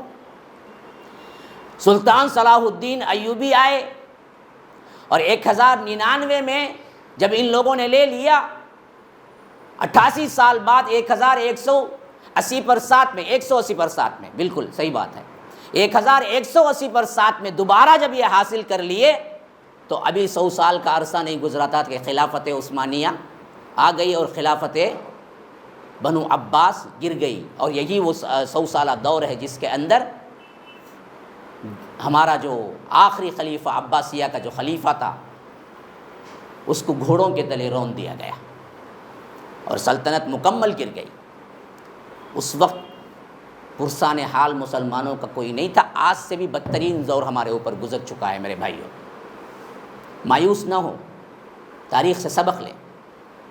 آج تو کم از کم ہمیں کیا ہے اپنی بات کہنے کی اور اپنی تعداد بتانے کی تو کیا ہے کم از کم مہلت ہے. لیکن جب چنگیز خان نے پوری سلطنت اسلامیہ کو اٹھا کر بغداد کے اندر کیا ہے مسلمانوں کے لاشوں پر گھوڑے دوڑا دیے اور دریائے دجلہ پانی پورا کا پورا سرخ ہو گیا خون سے، کوئی پوچھنے والا نہیں تھا کہ کیوں کیا کر رہا ہے، کیونکہ وہ اپنے آپ کا بادشاہ تھا. ایسے وقت میں مؤرخ لکھتا ہے کہ اللہ کی قسم، یہ میں نے 3-4 جگہ پڑھا ہے، بڑے بڑے مؤرخین جن میں کیا ہے مستشرقین بھی ہیں، دوسرے مذاہب کے بھی ہیں، انہوں نے لکھا ہے کہ ایسے نظر آتا تھا کہ اس کے بعد اسلام کا نام لینے والا کبھی کوئی نہیں اٹھے گا. تاریخ جان چکی تھی کہ اب امت مسلمہ ختم، کہیں سے کوئی آواز نہیں تھی. اور پوری اسلامی سلطنت چنگیز خان نے ختم کر دی. سلطنت ہی نہیں بلکہ ہر فن کے علماء کو اکٹھا کر کر کے مارتا تھا تاکہ کوئی فن ان کے اندر نہ رہے. ایسی حالت میں جب کہ کوئی تصور نہیں تھا کہ یہاں پر پھر سلطنت اسلامیہ قائم ہوگی۔ اللہ انہی کو ہدایت دے دی جنہوں نے اینٹ سے اینٹ بجائی تھی۔ یہ ہے تاریخ۔ چنگیز خان کا پڑ پوتا وہ خود اسلام لے آیا، پھر وہی لوگ آگے چل کر ترک بنے اور عثمانیہ بنے، دونوں ایک ہی نسل کے لیکن الگ الگ ہو گئے۔ تیموری ادھر آ گئے ہندوستان میں اور ترک ادھر رہ گئے ترکی کے اندر، اور دونوں طرف سلطنت اسلامیہ پھر چلی تقریباً 600 سال، جہاں پر صرف اور صرف یہی ترک لوگ تھے جو اسلام کے پاسبان بنے۔ اسی واسطے شاعر کو کہنا پڑا کہ آیا ہے فتنہ تاتار کے افسانے سے، پاسباں مل گئے کعبے کو صنم خانے سے۔ فتنہ تاتار کے اس واقعے سے لوگوں کو معلوم ہے کہ یہی فتنہ تاتار جس نے سلطنت اسلامیہ کو اینٹ سے اینٹ بجا کے، بغداد کی اینٹ سے اینٹ بجا دی، اور آخری خلیفے کو قالین کے اندر لپیٹ کر گھوڑے دوڑا کر لاش کو بھی ٹکڑے ٹکڑے کر دیا، اسی کے خاندان سے صرف 2 نسلیں نہیں گزری کہ اللہ نے اسی خاندان میں اسلام رکھا، اور ان میں سے ایسے فاتحین نکلے اور ایسے بڑے بڑے سلطان نکلے کہ ایک طرف کیا ہے عربی ممالک کے پورے ایریے میں، اس طرف شمال اور جنوب کے دونوں علاقوں کے اندر ترک چھائے رہے۔ ادھر ہندوستان میں اسی ترکی نسل کے تیموری ادھر آئے، بابر، اکبر، ہمایوں سب اسی نسل کے ہیں، یہاں پر انہوں نے حکومت قائم کی۔ پھر سلطنت اسلامیہ چلتی رہی، تو مٹے گی نہیں، تم مٹانا چاہو گے تو بھی نہیں مٹے گی۔ یہ باقی تو اسلام باقی، اسلام باقی تو دنیا باقی۔ تو ہم مٹ سکتے ہیں، ہم نافرمان ناہنجار ہو سکتے ہیں، ہمیں اللہ تبارک و تعالی ہمارے گناہوں کے عوض مار دے سکتا ہے، لیکن اسلام ختم ہونے والا نہیں ہے، یہ قیامت تک رہے گا باقی۔ جب مورخین لکھتے ہیں کہ ایک ایک چنگیزی فوج کا ایک نمائندہ معمولی سا بڑے بڑے افسر کو کھڑا کر کے کہتا تھا کہ ابھی میرے پاس وقت نہیں ہے مسلمانوں کو مارنے کا، میں ارجنٹ میٹنگ میں جا رہا ہوں، تو یہیں کھڑا رہے اس ستون کے پاس، میں اپنی میٹنگ ختم کر کے آ کے تجھے ماروں گا۔ تو ڈر کے مارے مسلمان افسر وہیں اسی ستون کے پاس تھر تھر کانپتا کھڑا رہتا جب تک کہ وہ کام ختم کر کے آ کے نہ مارتا۔ یہ حالت ہو گئی تھی مسلمانوں کی، اور مسلمانوں کے اندر عمومی طور پر یہ ذہن بن گیا تھا، چنگیزی کوئی نہیں ان کو مار سکتا، یہ اللہ کا عذاب ہے، بس اس کا مقابلہ کوئی نہیں کر سکتا۔ اس واسطے مسلمان جنگ کرنا ہی چھوڑ دیے۔ جب وہ آنے کا معاملہ معلوم ہوتا، بڑی بڑی بستیاں خود آگے جا کر حوالے کر دیتی چنگیز کے پاس، چنگیز افواج کے پاس، کیا ہم سے تو مقابلہ تو نہیں ہو سکتا، جو چاہے کرو۔ کسی کو یہ کاٹتے، کسی کو یہ توڑتے، کسی کو غلام بناتے، کسی کو کیا ہے چاہتے تو کسی اور جگہ کام پہ لگا دیتے کہ جاؤ پہاڑیں کھودو۔ کبھی کبھی خواہش ہوتی تو چنگیز خان کھوپڑیوں کا مینار بنانے کا حکم دیتا، اینٹوں پتھروں کے نہیں، انسان کے کھوپڑیوں کے مینار بنانے کا حکم دیتا۔ کھوپڑیوں کے مینار بنانے کے لیے عام لوگوں کو بیگار میں جس طرح پکڑ لیتے، اس طرح کیا ہے شہروں کو جاتے تھے، لوگوں کو قتل کر کے کھوپڑیاں سجاتے تھے۔ جب مینار تعمیر ہوتا تو اس کے اوپر بیٹھ کے شراب پیتا تھا، اور سب مسلمانوں کا تھا۔ 600 سالہ سلطنت جو شاندار ترین نمونے رکھی ہوئی تھی، ہیرے جواہرات، کتابیں سب سے زیادہ قیمتی سمجھتے تھے مسلمان، لائبریریاں ہیروں سے زیادہ قیمتی تھی اس زمانے میں۔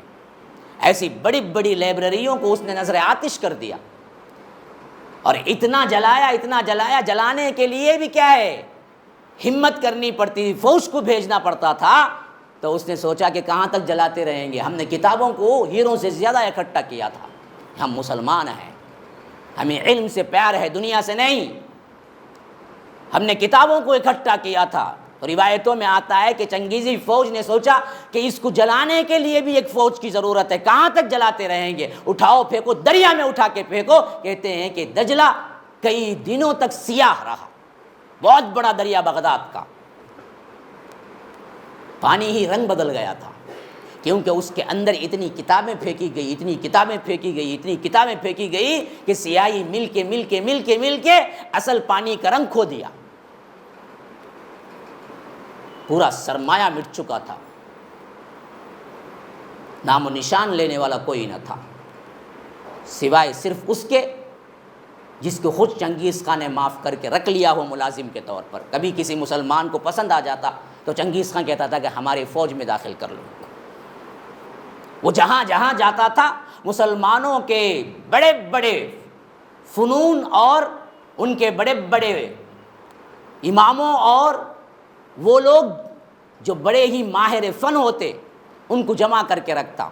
ایک ایک ٹائم پہ 4-4 ہزار لوگ دسترخوان پہ کھانا کھاتے چنگیز خان کے۔ وہ جو عالم ہوتے تھے یا انجینئر ہوتے تھے یا ڈاکٹر ہوتے تھے یا طبیب ہوتے تھے جو مسلمانوں کے شہروں سے اکٹھے ہوتے تھے، ان سب کو جمع کرتا اور کبھی کبھی ان سے ہنسی مذاق کرتا، صرف اس بات سے ساتھ میں رکھا ہوا تھا ایک لفظ بھی کبھی کوئی لفظ کسی سے نکل جاتا علم کی حمیت کی بنیاد پہ تو 4,000 کو بھی قتل کر دیتا، پھر نئے 4,000 کو تیار کرتا۔ اپنے اپنے مشغلے تھے، کوئی پوچھنے والا اس پہ نہیں تھا۔ بڑا عجیب زمانہ ہے جس پہ مسلمان گزرا ہے، لیکن مٹے نہیں۔ تو آج کیوں مٹیں گے؟ آج کیوں ڈر ہے؟ آج کیوں پریشان ہے؟ ہمت سے کام لینا۔ اور دلچسپ طور پر آپ ذہن میں رکھیے، یہی وہ نکبت کا زمانہ تھا، یہی وہ ذلت کا زمانہ تھا جن میں اللہ تبارک و تعالی نے امام ابن تیمیہ جیسی شخصیت کو اٹھایا۔ چنگیز خان کا پڑ پوتا تھا جو کہ اس وقت امام ابن تیمیہ رحمہ اللہ جہاں تھے دمشق پر حملہ کرنے کے لیے آیا تھا، جہاں سے ہجرت کر کے یہ آگے گئے، اور اس کے بعد پھر اس کا بیٹا ان کی جوانی کی زندگی میں مسلمان ہو چکا تھا، خاقان، خانوں کا خان۔ خاقان اصل میں نام پڑا اس واسطے کہ خانوں کا خان، خاقان۔ تو خاقان جب آیا تھا مسلمان تھا، نام کا مسلمان ہو چکا تھا، اسے پتہ نہیں تھا اسلام کیا ہے، بس مسلمان تھا۔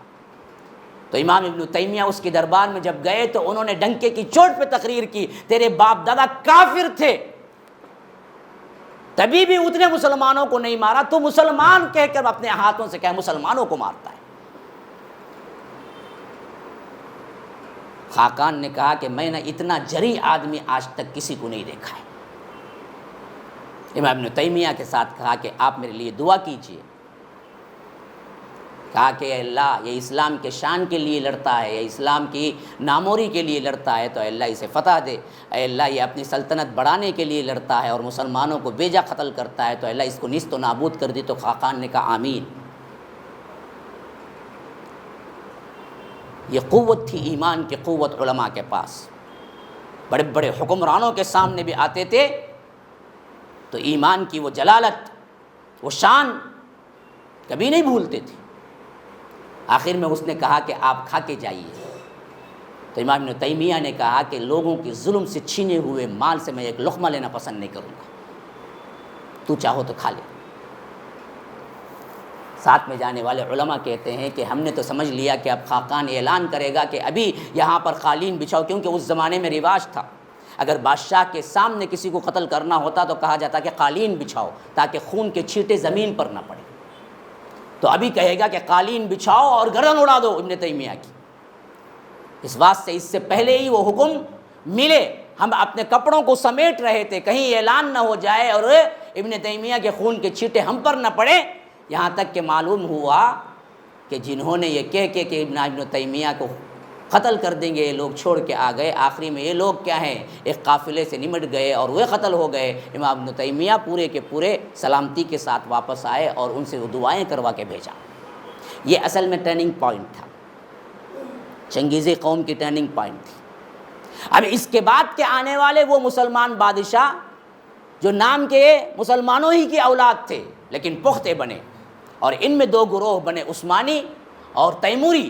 تیموری اس طرف آئے ہندوستان میں اور عثمانی اسی ترک کے اندر رہے اور سلطنت عثمانیہ قائم ہو گئی۔ سلطنت عثمانیہ اس واسطے عثمانی کہتے ہیں کہ ان کا سب سے پہلا بادشاہ جو تھا وہ عثمان نام تھا اس کا، اسی واسطے سلطنت عثمانیہ کہتے ہیں۔ پھر اس کے بعد دیکھیے ایک طرف یہاں پر حکومتیں چلتی رہی اور اللہ تبارک و تعالیٰ کے فضل و کرم سے یورپین ممالک میں اسلام داخل ہوا تھا۔ بنی امیہ کے آخری زمانے میں عبد الرحمن الداخل کی حیثیت سے جب خلافت بنو عباسیہ قائم ہوئی تو بنو امیہ کے چھوٹے چھوٹے بچوں کو بھی دیکھ دیکھ کر چن چن کر قتل کرنا شروع کیا تھا۔ ایسی حالت میں صرف امیہ کا ایک چھوٹا سا بچہ تھا 13 سالہ، جو دریا پار کر کے اسپین پہنچ گیا۔ اس وقت اسپین میں طارق ابن زیاد جانے کے بعد ماشاء اللہ سے حکومت مسلمانوں کی تھی، لیکن ادھر مرکز کمزور پڑ گیا تھا تو حکومت کے جو والی ہوا کرتے تھے وہ بھی کمزور ہو چکے تھے۔ لیکن جب معلوم ہوا کہ یہ بنو امیہ کے خاندان سے ہے تو جو وہاں پر حکومت پہ تھے انہوں نے عبد الرحمن کو حوالے کر دیا، جسے کہتے ہیں عبد الرحمن اول یا عبد الرحمن الداخل۔ یہاں سے پھر اسپین پر اسلام کا غلبہ ہوا، اور یہ اسپین میں بھی تقریباً 700-800 سال مسلمانوں کی حکومت رہی۔ 1492 میں آخری شہر جو غرناطہ جسے کہتے ہیں وہ بھی مسلمانوں کے ہاتھوں سے چلا گیا۔ ادھر دوسری مرتبہ سلطنت عثمانیہ ابھر رہی تھی 1200 کے بعد، 1300، 1400، 1500 بڑے زبردست ادوار ہیں سلطنت عثمانیہ کے، شاندار۔ جتنے ممالک ہیں آج آپ کو معلوم ہے، سلطنت عثمانیہ 1920 میں ٹوٹی تو 90 پر 8 ممالک چھوٹے چھوٹے بنے، 90 پر 8 ممالک مل کر سلطنت عثمانیہ ایک تھی 1924 تک۔ اتنی بڑی سلطنت، اور اس کی شاندار ترین صدیاں 1300، 1400، 1500۔ لیکن یہاں یہ کام ہو رہا تھا، ساتھ میں یورپین کنٹریز سے لگا ہوا حصہ اسپین 1492 یعنی 1500 کو 2 سال باقی تھے کہ پورے کا پورا غرناطہ بھی چلا گیا۔ ابو عبداللہ جو اس کا آخری حاکم تھا غدار نکلا، اور اس نے انگریزوں کے حوالے کر کے وہاں سے بھاگ گیا، تو ہسپانیہ پورا کا پورا ختم ہو گیا۔ 1500 سے لے کر آج تک انہی انگریزوں کے ہاتھوں میں ہے، جو چھوٹا تھا یہاں سے۔ اب آگے آئیے، ادھر اسپین ہاتھ سے گیا، لیکن اس کے بدلے میں یہی 1500 کا زمانہ ہے جہاں یہاں پر بابر آیا۔ پھر اس کے بعد 1526 باقاعدہ طور پر حکومت لینا شروع کیا، 1600، 1700، 1800، 1900، 1858 تک یہاں پر 300 سال باقاعدہ ایک ہی خاندان کی حکومت ہوئی، وہ یہی بابر اکبر ہے۔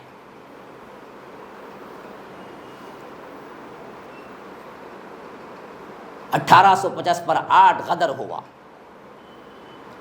زبردست جنگ، یہاں سے ایسٹ انڈیا کمپنی داخل ہوئی اور مکمل طور پر اعلان کر دیا کہ یہ انگریزوں کے ہاتھوں میں ہے۔ ہندوستان میں پوری سلطنت جہاں بھی تھی، چھوٹے چھوٹے جتنے بھی حکمران تھے، نواب تھے، ان سب کو کیا ہے اپنے زیر نگین کر لیا۔ یہ چلا تقریباً 1858 میں، لیکن اس کے اندر بھی پھر ہمارے اندر تڑپ رہی۔ انگریز جب داخل ہوا تھا اسی وقت سے، تو اس کے مقابلے میں 1700 کے آخری میں جیسے وہاں سلطان صلاح الدین ایوبی کا ایک نمونہ دیکھتے ہیں، بالکل اسی طرح یہاں پر ٹیپو سلطان کا ایک نمونہ دیکھتے ہیں۔ ہاں، پوری قوت لگا دی کہ کسی بھی طرح انگریز کو ہم نہیں مانیں گے۔ اسی واسطے وہ میسور کی جتنی سلطنت وہ تھی، جتنا میسور آج کا ہے اتنی نہیں تھی۔ وہ بنگلور وغیرہ پورا علاقہ انہی کی سلطنت، حتیٰ کہ ویلور تک کا علاقہ انہی کی سلطنت میں آتا تھا، جو ٹیپو سلطان کی سلطنت میں آتا تھا، جسے کہتے تھے سلطنت خداداد۔ اور سب سے پہلا ریکٹ سسٹم اور جہاز کا آئیڈیا دینے والا سائنٹسٹ ٹیپو سلطان رحمہ اللہ ہے۔ انہوں نے سب سے پہلے یہ اڑنے کا تصور لایا تھا۔ اچھا، اس کے بعد آگے چلیے، جب یہ سلطنت یہاں پر قائم ہوئی اور ادھر سلطنت سے اسپین ہاتھ سے گئی، ادھر ہندوستان میں مسلمانوں کی سلطنت آئی، یہ دونوں دو بدو چلتے رہے، زوال بھی ان کا ایک ہی ساتھ رہا۔ ہندوستان کے اندر مسلمانوں نے جو کام اصل کرنا تھا وہ کام تو نہیں کیا، عیش و آرام عیاشی میں پڑے رہے، یہاں تک کہ انگریزوں نے آ کر یہاں کے مسلمان نوابوں کے ساتھ تجارتی تعلقات بڑھائے اور ایک ایک کر کے ان سے سلطنتیں لکھوا کے لینے شروع کر دیے۔ یہی حال وہاں پر بھی ہوا۔ کہ ایسے غدار پیدا ہو گئے سلطنت عثمانیہ کے اندر جو یہودیوں کے اور نصرانیوں کے طرفدار تھے. جیسے میں نے بتایا تھا کہ بیت المقدس میں وہاں جگہ لینے اور رجسٹری کرنے کے لیے یہ لوگ ایڑی چوٹی کا زور لگا رہے تھے، یہاں تک کہ آخری خلیفے کو نہ مانا تو انہوں نے سازشیں بننی شروع کی. اور آپ کو معلوم ہوگا اسی سازشوں میں پہلی جنگ عظیم اور دوسری جنگ عظیم نمودار ہوئی. یہ بظاہر دیکھنے میں کیا تھی؟ کافروں کی جنگ لگتی تھی، حالانکہ اس میں بہت بڑے طرفدار مسلمان تھے اور ان کی طرفداری کا معاملہ سلطنتوں کے اعتبار سے تھا. اور جب یہ ٹوٹے تو جس طرح انہوں نے جو ان کے اوپر فتح پایا اسی کے ساتھ یہ بھی ٹوٹ کے اسی کے ساتھ مل گئے. اس طرح سلطنتیں ختم ہونا شروع ہوئی. 1914 سے 1919 پہلے جنگ عظیم ہے اور دوسری جنگ عظیم 1945. اس کے بعد ٹکڑے ہونا شروع ہو گئے. اب اس جنگ عظیم میں، دوسری جنگ عظیم میں سب سے زیادہ یہودیوں کا مال تھا جو خرچ ہوا تھا. اسی واسطے جیسے ہی انہوں نے فتح پائی 1948 پر 8 میں باقاعدہ طور پر سلطنت اسلامیہ تو ختم ہو چکی تھی 20-35 سال پہلے ہی. ان لوگوں نے لکھ کر ایک ٹکڑا دے دیا کہ تم کیا ہے اپنی سلطنت قائم کر لو. یہاں سے یہ اسرائیل میں داخل ہوئے، چھوٹا چھوٹا اسرائیل بنانا شروع کیا. اب مسلمانوں کے اندر بھی احساس ہوا، عرب لیگ قائم ہوئی، عربوں نے لڑا بھی باقاعدہ، لیکن ہمت نہیں تھی. نیشنلسٹ طور پر تقسیم کر دیا گیا، لوگوں کے اندر محبت وطن کی لائی گئی، ایمان کی مٹا دی گئی. یہ سسٹم ہی تبدیل ہونے کی وجہ سے عربوں نے فتح حاصل نہیں کی اور 1967 کے اندر زبردست شکست ہوئی عربوں کی. عرب لیگ ٹوٹ گئی اور مکمل طور پر اسرائیل قائم ہو گیا. جتنا حصہ وہ مانگا تھا اس سے بڑے حصے پر قبضہ کر لیا. پھر اس کے بعد عرب لیگ جو ٹوٹی نا، سب نیشنل طور پر چھوٹی چھوٹی سلطنتیں بن گئی. یہ کویت، ابوظہبی، امارات، یہ سب جو بنے ہیں نا، کیسے بنے؟ یہ کہاں تھے؟ یہ پورے صحرائی طور پر چھوٹے چھوٹے علاقے تھے اور یہ پورے سلطنت عثمانیہ ہی کے حصے بھی تھے. لیکن جب دوسری جنگ عظیم میں ان بدبختوں نے سرمایہ لگایا، یہودیوں نے، اس شرط پر کہ اگر تم کو فتح مل گئی تو ہمیں کیا ہے بیت المقدس کی جگہ دینا، اور ان کو فتح مل گئی اور ان لوگوں نے بیت المقدس میں جگہ دی تو یہ تو ٹکڑے ہو چکے تھے پہلے ہی، تو ان ٹکڑوں کو ان بدبختوں نے بانٹ لیا. متحد ہو کر ان لوگوں نے چاہا بھی کہ ایک مرتبہ پھر جنگ کر کے دوبارہ حاصل کریں، لیکن یہ عرب کے نام پر اٹھی ہوئی لیگ تھی، اسلام کے نام پر نہیں تھی، تو اس واسطے نہ فتح ہوئی نہ کچھ معاملہ ہوا. پھر اس کے بعد عرب ٹوٹتے چلے گئے، حتیٰ کہ صرف ان کے اپنے چھوٹے چھوٹے صحرائی علاقے لے کے رہ گئے اور ان کے پاس اس وقت بھی کچھ نہ تھا جب تک کہ پیٹرول نہیں آیا. پیٹرول جب آنا شروع ہوا تب کہیں جا کے اصل میں کیا ہے مال و دولت بھی یہاں ابھرنا شروع ہوئی. جب دولت آنا شروع ہوئی پھر اس کے اندر یہاں پر وہ عیاشیاں بھی آنا شروع ہوئی. تمام ہلاکتیں جو ہم آج دیکھتے ہیں، آرام پسندی، یہ سب آنا، یہ ہے اصل تاریخ جو ہماری رہی 1950 تک. یہ ہمارا ماضی میں کہہ سکتا ہوں. ہاں، سوال جواب کو وقت دیتا ہوں. ابھی آپ اچھی طریقے سے آرام سے بیٹھ کے سنیں، ٹائم ہے ہمارے پاس. اگر حال کا انتخاب کر لیا جائے تو میں کہوں گا 1950 سے لے کر 2021 تک حال ہے ہمارا. اس حال کو بھی جاننا بہت ضروری ہے. ماضی کو میں نے سمجھانے میں جو وقت لگایا اسی واسطے کہ حال کو آپ جانیں، اور حال پریزنٹ میں آپ کو بتاؤں گا کہ 1950 سے 2021 یہ 70 سالوں کے اندر جو انقلاب ہوا ہے، میں سمجھتا ہوں کہ پچھلے تقریباً 200 یعنی دو ادوار 600 کے 1200 سال جو گزرے اس میں اتنا بڑا انقلاب کچھ بھی نہیں ہوا جتنا صرف یہ 70 سالوں میں ہوا ہے. اسی واسطے اس کو دیکھنا بہت ضروری ہے. عجیب انقلابات ہیں یہاں پر. جس حیثیت سے یہودی ابھر رہے تھے، بیت المقدس تک کے اندر ہاتھ لے لیا اور جگہ بنا کے وہاں پر رجسٹری بھی کر لی اور اسرائیل بھی قائم ہوگا ایک طرف، لیکن دوسری طرف ان کا کٹر مخالف دشمن جو اس سے پہلے کبھی نہیں پیدا ہوا، وہ پیدا ہوا ہٹلر۔ اس نے ان کو اتنا مارا اتنا مارا اتنا مارا، ایک ہی زمانے میں عجیب دونوں واقعات۔ اس کا زمانہ بھی وہی ہے، قائم ہونے کا زمانہ بالکل کیا ہے، پاس میں ہے۔ ادھر یہ قائم ہو رہے ہیں، اسٹیبلش ہو رہے ہیں، مار ایک طرف یہ تو اسٹیبلش ہو رہے ہیں، لیکن ایک طرف زبردست مار ہے۔ 6 لاکھ نہیں 60 لاکھ یہودیوں کو اس نے ایک ہی دن میں قتل کیا، اور قتل کرنے پر بھی اسے وقت لگتا تھا۔ اس نے سوچا کہ قتل بھی کروں، میں کھڑا کہ قتل کروں ایک ایک کو، تو بھی 60 لاکھ لوگوں کو مارنا معمولی بات ہوگی کیا؟ اس کے لیے بھی تلواریں فوج لا کے رکھنا پڑے گا، 1-2 دن صرف کرنا پڑے گا، تب کہیں جا کے کیا ہے 60 لاکھ لوگوں کو مارنا پڑے گا۔ تو اس نے کہا کہ 60 لاکھ لوگوں کو مارنے کے لیے بھی مجھے کیا ہے ایک فوج مقرر کرنا پڑے گا، اس واسطے مجھے اتنا بھی وقت نہیں ہے، ان کو کیمیکلز ڈال کے مارو۔ کیمیکلز ڈال کے مارا تھا، ایک ہی جگہ ان کو اکٹھا کیا اور وہاں سے گیس چھوڑا، گیس کی وجہ سے جب دم گھٹ کے مر گئے، پھر کیمیکلز ڈال کے کھاد بنایا، اور اس کھاد کو مائع کی شکل میں بنایا، مادے کی شکل میں بنایا، پھر پائپ لائن سسٹم دے کر اپنے کھیتوں میں وہ کھاد استعمال کر کے اس نے کیا ہے وہاں سے پودے اگائے، انسانوں کی جانوں کی، یہودیوں کی۔ ایک طرف یہ ہو رہا تھا، اتنی بڑی مار یہودیوں کو اس سے پہلے کبھی نہیں ہوئی، سوائے اس زمانے میں جب قیصص آیا تھا حضرت عیسیٰ علیہ السلام کے 300 سال بعد، اس نے مارا تھا۔ اس کے بعد اب مار کھائے پھر یہی حال ہمارے ساتھ بھی ہوا۔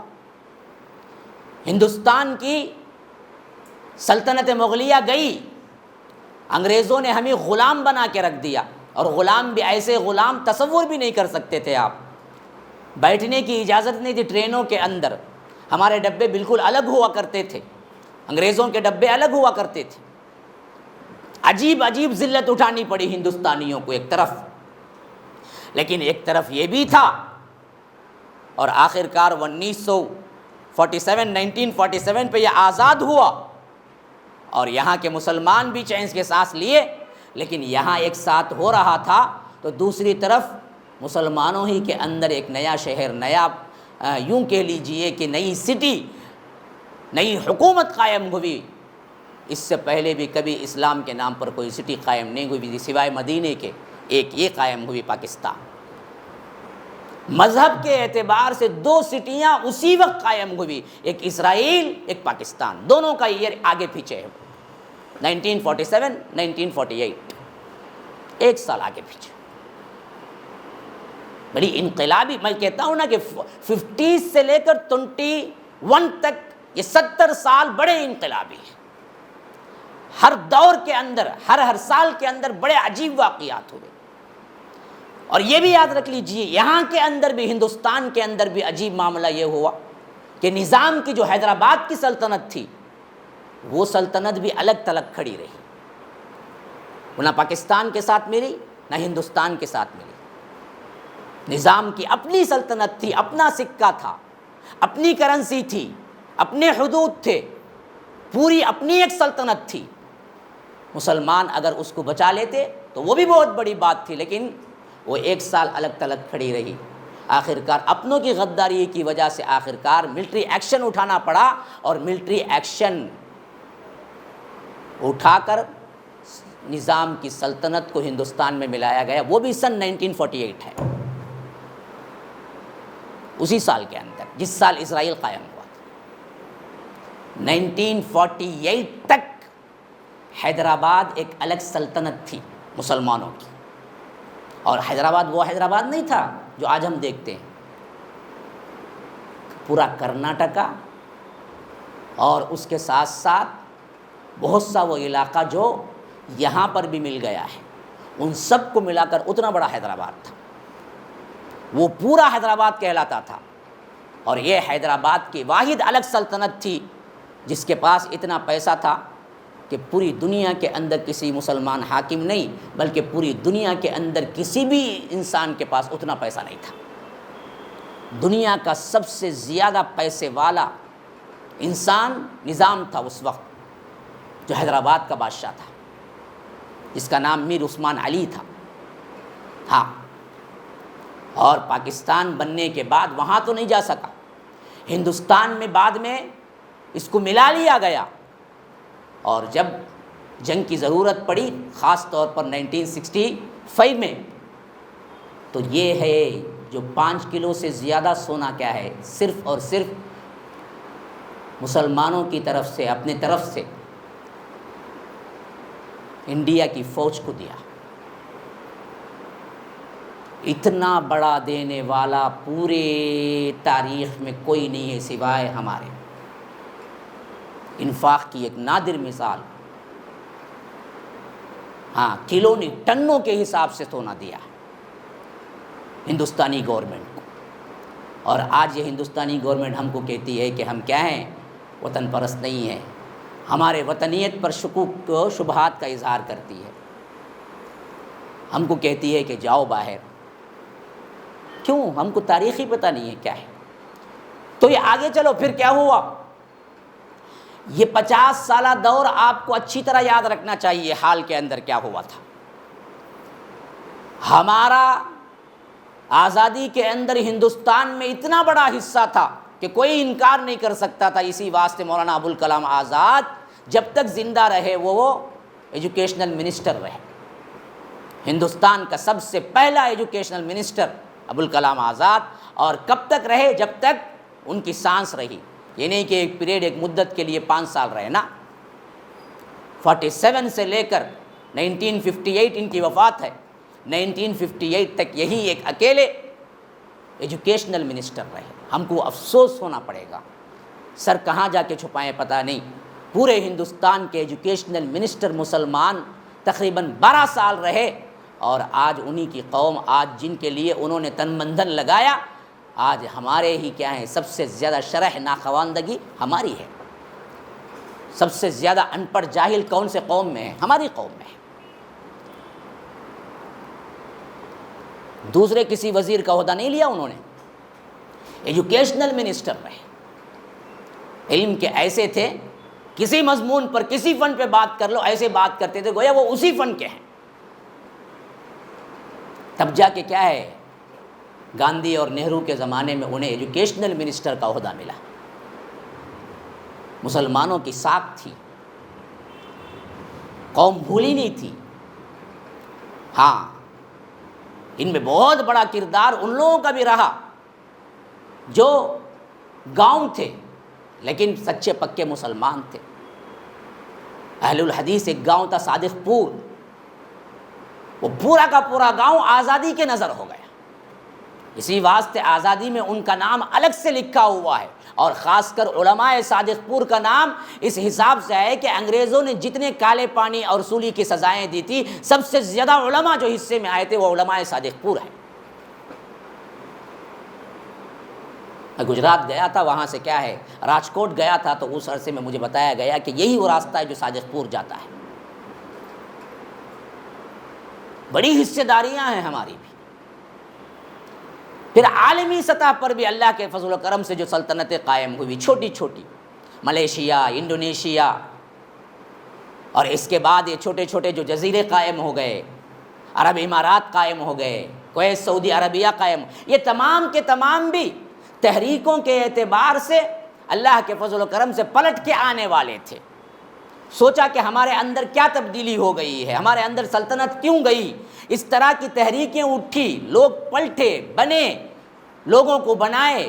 وہ پورے 50 سال آپ دیکھ لیجئے، سوائے تحریکوں کے کچھ نہیں ملے گا آپ کو کہ ہمارے اندر ایک بے چینی تھی کہ ہمیں کچھ کرنا ہے، کچھ کرنا ہے، کچھ کرنا ہے. اس حیثیت سے انڈیویجول طور پر جن کے پاس حکومتیں نہیں تھی، انہوں نے کیا کیا کہ اپنے اپنے طور پر چھوٹی چھوٹی جماعتیں بنا کے کام شروع کیا. جن کے پاس حکومتیں تھے، حکومتوں کے طور پر انہوں نے کام شروع کیا. آپ دیکھیں گے اس کے بعد کے احوال میں، آپ دیکھیں گے یہاں جماعت اسلامی قائم ہوئی، وہ بھی تقریباً وہی زمانہ 1941. پھر ادھر اخوان مسلمون قائم ہوئی، وہ بھی وہی زمانہ 1902 کے ہیں. حالانکہ غلط نظریات پہ قائم ہوئے، نہیں کہ میں کہہ رہا ہوں تو بالکل صحیح ہو گیا، لیکن یہ کوششیں تو قائم ہوئی. کام شروع ہو گیا، اور عرب کے اندر ماشاء اللہ تبارک و تعالی نے جو توحید دیا تھا، محمد بن عبد الوہاب کے جو اولاد تھی آگے چل کر انہوں نے حلقہ درس قائم کیا، حکومت سپورٹ میں تھی۔ میں کہتا ہوں کہ 1999 میں ابن باز رحمہ اللہ کی وفات ہوئی، اور اس کے ایک سال بعد ابن عثیمین رحمہ اللہ کی وفات ہوئی۔ امام ابن عثیمین، امام اسی طرح ناصر الدین البانی اور ابن باز رحمہ اللہ کے زمانے تک جس حیثیت سے عرب ممالک میں کام ہو رہا تھا، آپ اس کے مقابلے میں کوئی ایک بستی بھی نہیں بتا سکتے، ایک شہر بھی نہیں بتا سکتے، اتنا کام ہوا۔ اب اسی حال کا دوسرا سیشن اٹھا لیجئے، 2000 سے لے کر 2021 تک، جن میں کیا ہے، بڑے بڑے امام وفات پا گئے۔ ناصر الدین البانی رحمہ اللہ، یہ بھی 1999، ابن باز رحمہ اللہ 1999، ابن عثیمین رحمہ اللہ 2000 تقریباً۔ ان بڑے بڑے علماء کرام کے جانے کے بعد سلطنتوں کے اندر جو تبدیلیاں آئی، آپ کو معلوم ہونا چاہیے کہ ایک عرصہ وہ رہا، ہمارا بچپن کا زمانہ مجھے اچھی طرح یاد ہے، سعودیہ کے اندر کنگ عبداللہ سے پہلے کنگ فہد کا جو زمانہ تھا وہ زبردست تعمیراتی زمانہ تھا۔ ہر طرف سعودیہ کے اندر نئے نئے پروجیکٹ، نئے نئے تعلیمی طور پر کام، لوگوں کی اصلاح بڑے پیمانے پر ہوتی رہی 2005 تک۔ 2005 میں کنگ فہد کی وفات ہوئی رحمہ اللہ، پھر وہاں سے عبداللہ ہیں، ان کے ایک 10 سال ملا لیجئے، لیکن تبدیلیاں تھوڑی بہت ہوئی۔ لیکن اس کے بعد 15 کے بعد جب سلمان بیٹھے، اور یہاں پر ان کا بیٹے کا جو معاملہ ہے خاص طور پر ابن سلمان کا، اس میں تو واضح طور پر تبدیلیاں ہوئی ہیں، ایسی بڑی بڑی تبدیلیاں جو اس سے پہلے کبھی وہاں دیکھنے میں، کیا سوچنے میں بھی نہیں آئی، ہو گئی۔ اور آگے دیکھیے ہوتا ہے کیا، اور بھی ہوگا۔ بعض لوگ کہتے ہیں کہ یہ جو کیا ہے، ہمیشہ سپورٹ کا مسئلہ نہیں ہے، دین اور عقیدے کی بات آئے گی تو وہاں جو کہنا ہے وہی کہیں گے، لیکن حکومتی اعتبار سے بات ہے تو یہ بات سب کو آیا ہے کہ وہاں تبدیلی ہو رہی ہے، یہ جو اس سے پہلے کبھی نہیں ہوئی۔ اور اسی طرح کیا ہے، امارات وغیرہ تو فحاشی کے اڈے کبھی کا بن چکے ہیں، لیکن جو تبدیلی حال میں اب سعودی عربیہ کے اندر قائم ہوئی، اس حیثیت سے یہ سمجھنا کہ ہمیں ہر تبدیلی میں موافقت کرنی ہے تو یہ جاہلانہ پن ہے، یہ تو پھر معیار ہی نہیں رہا، کچھ حق کا نہ معیار رہا، نہ باطل کا معیار رہا۔ تبدیلی جو کچھ ہو رہی ہے وہ تبدیلی کو تبدیلی ہی ماننا ہے۔ بہت سی وہ چیزیں جو کبھی سوچ بھی نہیں سکتے تھے، وہاں پر کلب قائم ہو گئے، تھیٹرز قائم ہو گئے۔ اب اس کے لیے پوچھنا کہ کیا پاکستان میں تھیٹر نہیں ہے، کیا ہندوستان میں تھیٹر نہیں ہے، کیا وہاں تم خاموش نہیں رہتے کیا؟ بھائی جہاں پہلے سے تھیٹر ہیں وہاں تھیٹر آئیں گے تو کون پوچھے گا جی؟ جہاں پہلے سے تھیٹر ہی نہیں ہے وہاں تھیٹر آئیں گے تو پوچھے گا نا، کوئی کام نیا ہوگا تو نہ پوچھے گا، جو ہوتا آ رہا ہے اس کو تو کوئی نہیں پوچھے گا۔ تو اس واسطے سعودی عربیہ کے ان تبدیلیوں کو بھی سر ہلا ہلا کے کہنا کہ نہیں ہمارا عقیدہ سعودیہ پہ، نہیں، ان کا عقیدہ جو سیکھنا ہے، منہج جو ہے، اس معاملے میں گفتگو نہیں ہے، لیکن جو حکومتی تبدیلیاں ہو رہی ہیں یہ دراصل منہج اور عقیدے سے مل کے نہیں آ رہی ہیں، یہ دراصل وہاں کی الگ طاقتیں ہیں جو کر رہی ہیں، وہ سب کو آیا ہے۔ اب اس تبدیلی سے ہمیں کیا سوچنا چاہیے؟ یہ ہمارے لیے الارم ہے، گھنٹی ہے، یہ تبدیلی جہاں سوچ بھی نہیں سکتے تھے وہاں آ رہی ہے تبدیلی۔ اب اس حال کے اندر مستقبل کو جھانکو، یہی بات ہے میری۔ اب اس حال کے اندر یہ 20 سال 50 سال میں دو الگ میں نے کر دیا، 70 سال میں، اور اس میں 50 اور 20 تک مرحلے کچھ اور تھے دنیا کے، لیکن 2001 سے لے کر حالات تبدیل ہونا شروع ہوئے، جہاں ایک اسلام کا قلعہ کہہ لیجئے، ایسی مضبوط ترین جو انہوں نے بنیادیں بنائی تھی وہ ہلنا شروع ہوئی ہیں، اور یہ 2015 کے بعد سے لے کر سعودیہ کے اندر کی یہ تبدیلی پوری عالم اسلام کو متاثر کرے گی اور کر رہی ہے۔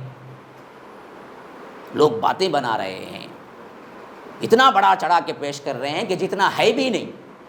کہیں کوئی راستے میں کیا ہے مدینے کے بنا ہے تو کسی نے ٹائٹل لگا دیا کہ مدینے میں تھیٹر آ گئے. مدینے میں کہاں تھیٹر آئے؟ مدینے کا اینڈنگ راستہ جہاں ہوتا ہے وہاں پر کوئی بنا، مدینے میں تو نہیں آئے. لیکن آنا غلط ہے بھائی، غلط ہے. اس واسطے سپورٹ کرنا کیا ہے؟ بیوقوفی ہے. یہ تبدیلی اصل میں جھانکنا ہے ہم کو. اب مستقبل کی بات کرتا ہوں. دیکھو میں اتنا سب کچھ ہونے کے باوجود بھی اگر صرف ہم ہاتھ پر ہاتھ دھرے بیٹھے اپنے ہی راگ میں راگ الپتے رہیں کہ یہ ہوتا ہے وہ ہوتا ہے، کچھ نہیں ہوا کچھ نہیں ہوا کچھ نہیں ہوا، تو یاد رکھو پھر اللہ ہمیں معاف نہیں کرے گا. اب یہ تبدیلیاں جو ہو رہی ہیں نا، یہ دراصل فری میسن کی 150 سالہ تحریک کے بعد اب ہو رہی ہے. اب اس کے بعد اور بھی ہوں گی، لیکن یہ اور بھی ہوں گے کہ ساتھ ساتھ ایک بہت بڑی خوشخبری یہ ہے کہ مکمل طور پر پھر اسلام آ جائے گا پوری دنیا کے اندر انشاءاللہ. انشاءاللہ اس واسطے میں نے نہیں کہا کہ یہ حدیث کی خبر ہے جس میں مجھے کوئی شک نہیں ہے. ہاں، اب اس تبدیلی میں جھانک کے مستقبل کی طرف آپ بڑھیں گے تو آپ کو معلوم ہوگا کہ یہ ہے وہ زمانہ جس میں آپ کو اب کسی مرحلے میں خاموش بیٹھنا نہیں ہے. اگر اس مرحلے میں بھی تم تائید کرتے رہے، تم دراصل بات کو بگاڑتے رہے، خاموشی اختیار کرتے رہے، یا یوں سے یوں عوام کو پھراتے رہے، تو یاد رکھو پھر اللہ کے پاس بھی ہم بخشے نہیں جائیں گے. اللہ تبارک و تعالیٰ کے پاس سوال کھڑے ہوں گے.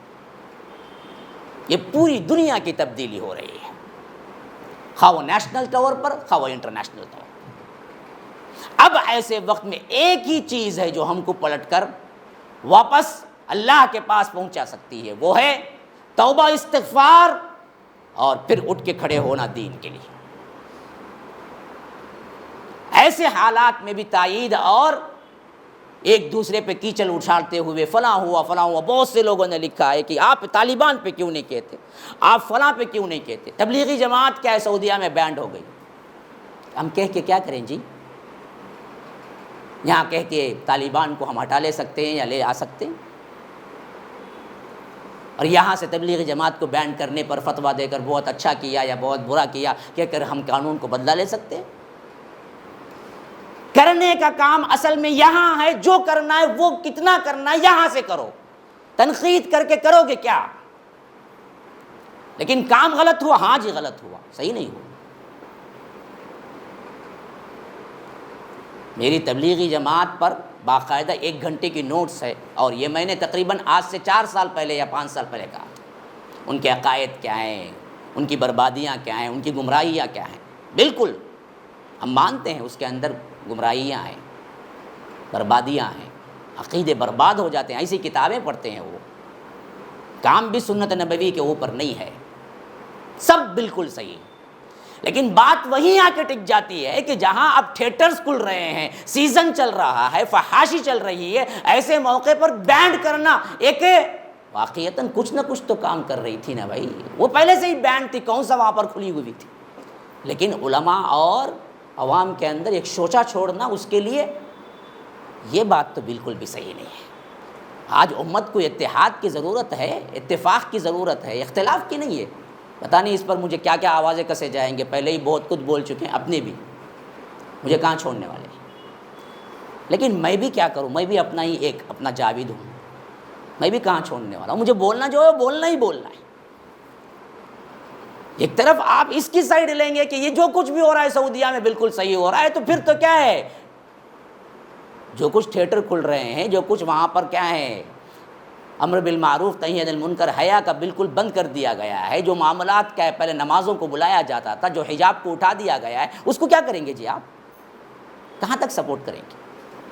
غلط کو غلط ہی کہہ سکتے ہیں. اس کا مطلب یہ نہیں ہے کہ ہم نے کس طرح اخوان المسلمین کی طرح، جماعت اسلامی کی طرح ہم بھی سعودیہ کے خلاف ہو گئے نا. ایسی کوئی بات نہیں. اہل الحدیث کے عقیدے میں لکھا ہوا نہیں ہے کہ سعودیہ کی تائید ہی پوری زندگی کرتے رہو. بتاؤ کوئی بڑے عالم کا کوئی ایک فتویٰ لے آؤ، مجھے بتاؤ کہ دیکھو سعودیہ میں جو بھی ہوگا اہل الحدیث مسلک میں یہ ہے کہ اس کو تائید ہی کرتے رہنا ہے، خلاف نہیں بولنا ہے، بتاؤ مجھے کہاں سے، میں بھی مان لیتا ہوں۔ عقیدہ و منہج کی بات ہے تو وہ تو صحیح ہے، بگاڑ کی جو بات ہے وہ بگاڑ ہی ہے، یہ عالمی طور پر اثر کر رہا ہے، اور یہ بگاڑ ہمیں کیا ہے، قطرے کی گھنٹی بجا رہا ہے۔ دیکھو حالات بہت سنگین ہو چکے ہیں، شاید وہ آخری مرحلہ پہنچ چکا ہے جس مرحلے کے بعد صرف اور صرف اسلام کا اٹھان ہے، کوئی آگے نہیں کھڑ سکے گا۔ ہاں لیکن وہ کب ہوگا؟ جب اسلام پر تنگی کا زبردست زمانہ آ جائے گا، پھر اس کے بعد تنگی کھل جائے گی۔ شاید اس دور کا سب سے زیادہ پرفتن اور آزمائش سے بھرپور زمانہ، جو زمانہ اللہ نے لکھا ہوا تھا، وہ ہم پر آج گزر رہا ہے۔ تو اس واسطے ہم کو ایڈیشنل ایمان کی ضرورت ہے، ایڈیشنل فکر کی ضرورت ہے، ہمت کی ضرورت ہے، جمع مردی کی ضرورت ہے۔ ہمیں چاپلوس نہیں بننا چاہیے، ہمیں اپنے ایمان کو بیچنا نہیں چاہیے۔ ہمارے لحاظ سے سب سے زیادہ اہم چیز اب یہ ہے کہ ہم کو کیا ہے، اصلاح کا کام کرنا چاہیے۔ اٹھو، جمو، اب تن من دھن لگا دو۔ اس کا نتیجہ کیا نکلے گا؟ نتیجہ یہ نکلے گا تو یا تو تم اسی راہ میں آؤ گے، اللہ اسی راہ میں تمہاری زندگی کو قبول کر لے گا، تو اللہ کے پاس بہت بڑا درجہ ہے، نہیں تو امام مہدی کا زمانے تک پہنچ جاؤ گے، اور ان کے ساتھ مل کر اللہ رب العالمین نے جو اپنے حبیب کے ذریعے اعلانات کیے ہیں کہ پوری دنیا پر اسلام کا پرچم لہرائے گا، اس میں تم غازی بنو گے، یا تم نہیں تو تمہاری نسلیں بنے گی۔ لیکن اٹھنا اب ہے، اب کام کرنے کا زمانہ ہے، اور بھی سخت ترین نیوز شاید ہمیں کیا ہے سننے پڑیں گے عرب ممالک سے، پتہ نہیں اور کیا کچھ دیکھنے کو بھی ملے گا، کیسے کیسے کٹھن مراحل آئیں گے۔ ایک زمانہ وہ تھا جس میں 50-60 ہزار بھی عمرے کے لیے زیادہ تھا، لیکن کووڈ کے بعد اب 2 لاکھ ہے ایک عمرے کا، پتہ نہیں کیا کچھ اور ہوگا، غریب لوگ کب کیسے عمرہ کر سکے گی۔ انٹرنیشنل طور پر کبھی ایسے قوانین نہیں بنائے گئے حرم کعبۃ اللہ کو دیکھنے کے لیے جو آج بنائے جا چکے ہیں، اور صرف سیفٹی کے نام پر، اور کوئی کچھ نہیں بول سکتا۔ حالات بہت بگڑ چکے ہیں، اور یہاں کے اندر بھی ہندوستان کے حالات کیا کچھ کم نہیں ہیں، آپ کے سامنے موجود ہیں۔ اس کو ہم ایسے ہی لیتے رہیں گے، یاد رکھو سوائے بربادی کے کچھ نہیں ہے۔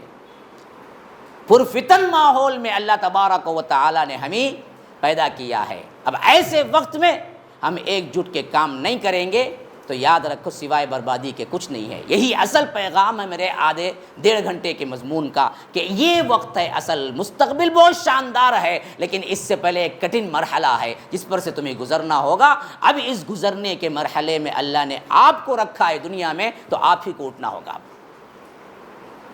اٹھنا ہے، اس کی سب سے پہلی ابتدا ہوگی علم سے، مار دھاڑ سے نہیں، بیکار کی باتوں سے نہیں، آر باٹم وغیرہ سے نہیں۔ یہ جتنے طریقے ایجاد کیے ہوئے ہیں یہ اصلاح والے لوگ، جماعت والے لوگ، خواہ وہ کوئی بھی جماعت ہو، یہ صحیح طریقے نہیں ہے۔ طریقہ تو صرف علم سے ملے گا، وہی طریقہ جو اللہ کے رسول صلی اللہ علیہ وسلم نے اپنے صحابہ کو بتلایا تھا۔ پھر اس کے ساتھ ساتھ ہم اصلاح کے کام پر جٹیں گے، بنیں گے، تو تب کہیں جا کر اصل میں معاملہ ہمیں یا تو اللہ کی طرف سے بخشش ہو جائے گی اگر موت آ گئی، یا نہیں تو یا ہم یا ہماری اولاد امام مہدی تک پہنچ جائے گی۔ یہ حالات ہیں بالکل قریب، ایسے لگ رہا ہے کہ حالات بہت نازک بھی ہیں اور آگے چل کر مستقبل بڑا شاندار بھی ہے، لیکن اٹھنا آپ کو اب ہے، اب جٹنا ہے، اٹھنا ہے، کرنا ہے۔ جوان، مجھے بڑی خوشی ہے کہ جوانوں کی جماعت ہے پوری ماشاء اللہ سے، اور جوان ہے نا قوم کا سرمایہ ہوتے ہیں۔ خواتین کی ایک جماعت ہے، اوپر سن رہی ہے، یاد رکھو یہ خواتین ہے نا، یہ نسلوں کو تبدیل کرنے والیاں ہیں۔ اگر یہ لوگ جڑیں گے اور اپنا تن من دھن لگانے کے لیے تیار ہوں گے، انشاءاللہ تبارک و تعالی ہمیں دو میں سے ایک ضرور ملے گا، جیسے اللہ نے فرمایا ہے کہ الا احدى الحسنیین، دو اچھائیوں میں سے ایک تو ضرور ملے گی، یا تو اچھی موت ملے گی، ایمان والی موت کون نہیں چاہتا؟ چاہیے یا اچھی موت چاہیے؟ ہاں یہ تو ہے نا، کون نہیں چاہتا؟ ایمان والی موت یہ تو ملے گی یا نہیں؟ اللہ تبارک و تعالی ہمیں وہ لشکر میں شامل کر دے جس کو رب العالمین نے اپنے حبیب کے ذریعے فرمایا ہے کہ سب سے بہترین لوگ ہوں گے وہ جو حضرت مہدی رحمہ اللہ کے ساتھ ہوں گے۔ یا ہم نہیں تو ہماری نسلیں تو کم از کم کیا، ہم ایمان کو باقی رکھے ہوئے انہیں دراصل یہی سبق پڑھاتے جائیں گے تو ہماری نسلیں تو کم از کم بھاگیں گی نا جب سنیں گی۔ تو یہ ہے اصل پیغام جو میں دینا چاہتا تھا آپ لوگوں کو۔ ھذا وباللہ التوفیق وصلی اللہ وسلم علی نبینا محمد۔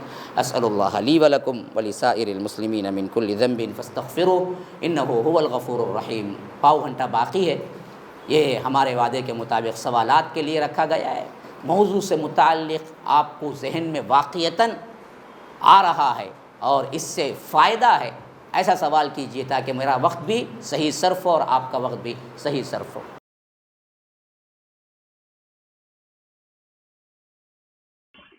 یہ پوچھ رہے ہیں کہ ہر ایک واقعے کا ایک مارل آف دی اسٹوری ہوتی ہے، ویسے ہی میں یہ 1.5 گھنٹے کا جو مضمون ادا کیا ہوں اس کی مارل آف دی کیا کہہ سکتے ہیں، نچوڑ، اس کا خلاصہ آپ ایک لائن میں بیان کر دیں۔ یہ کہہ رہے ہیں کہ دیکھو حالات سنگین ترین ہیں جس کی اینڈنگ پر خوشخبری ہے، لیکن اب جو حالات ہیں اس میں بھی آپ خاموش رہیں گے شاید اللہ معاف نہیں کرے گا۔ اب اٹھنے کا زمانہ ہے، تو نچوڑ ایک ہی بات ہے، اللہ کے دین کے لیے بالجماع کام کے لیے اٹھو، جس کا سب سے پہلا زینہ علم ہوگا۔ علم حاصل کرو، علم حاصل کرو، جڑو، پھر اصلاح کا کام کرتے رہو یہاں تک کہ اللہ تعالیٰ اچھی موت دے دے، یا اللہ تبارک و تعالی حضرت مہدی رحمہ اللہ تک ہمیں ملا دے یا ہماری نسلوں کو ملا دے۔ بس یہی پیغام۔ اب خاموشی کی زندگی، یہی روٹین کی زندگی، یہی کھاؤ پیو سو کی زندگی یہ نہ رہے، اس سے توبہ کرو، بالجماع متحد ہو۔ متحد ہونے کا طریقہ کیا ہے؟ بالعلم۔ بیکار کی باتیں خفیہ کیا ہیں، میٹنگیں فلاں، یہ کرنا وہ کرنا، جوانوں کو جمع کر لینا، یہ نہیں ہے ہمارا طریقہ کار۔ ہمارا طریقہ کار علم ہے، بالعلم۔ بالعلم سب سے پہلا علم قرآن سیکھو۔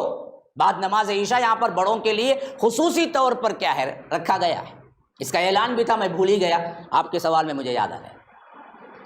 بعد نماز عشاء 9 سے 10 خصوصیت کے ساتھ یہ ٹائم صرف بڑوں کو قرآن پڑھانے کے لیے ہم نے مختص کیا ہے۔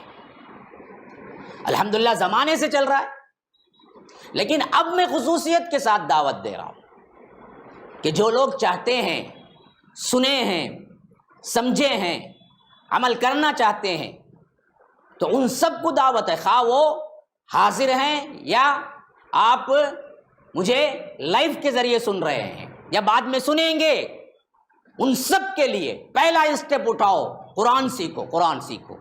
قرآن سیکھنے کا یہاں پر انتظام ہے بعد نماز عشاء، صرف بڑوں کے لیے ہی یہ وقت رکھا گیا ہے، اور ان قریب اس میں کیا ہے، قرآن کے ساتھ ساتھ ایک مجموعی کورس، ایک مجموعی طور پر سلیبس آپ کو دیا جائے گا، جس میں قرآن کے ساتھ ساتھ تبلیغ دین حنیف کیسے کرنے چاہیے یہ بھی دراصل آپ کیا ہے سکھایا جائے گا۔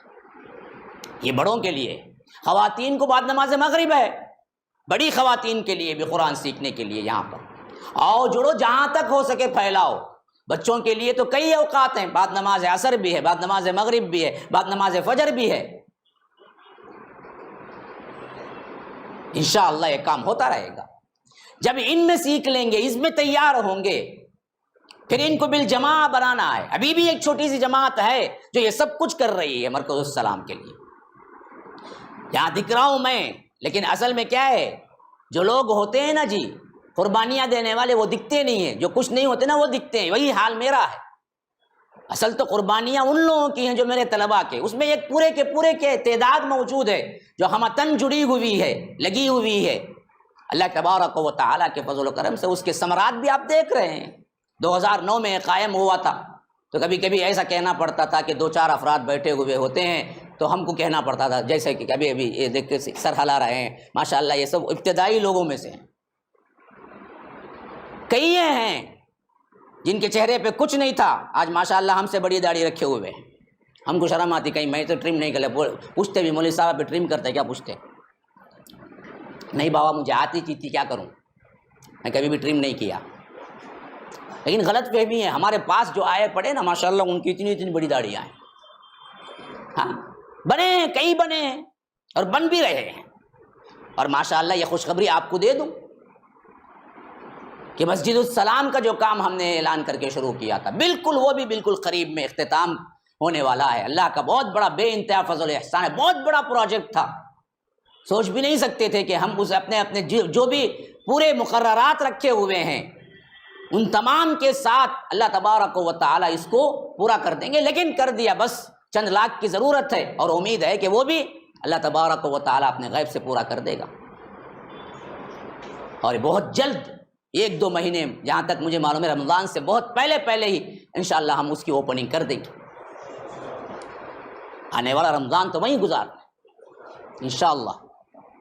اور اس میں بہت سے لوگوں کی قربانیاں ہیں. ایسے لوگ ہم نے ملے اس سفر میں، آپ سنیں گے تو حیران رہ جائیں گے.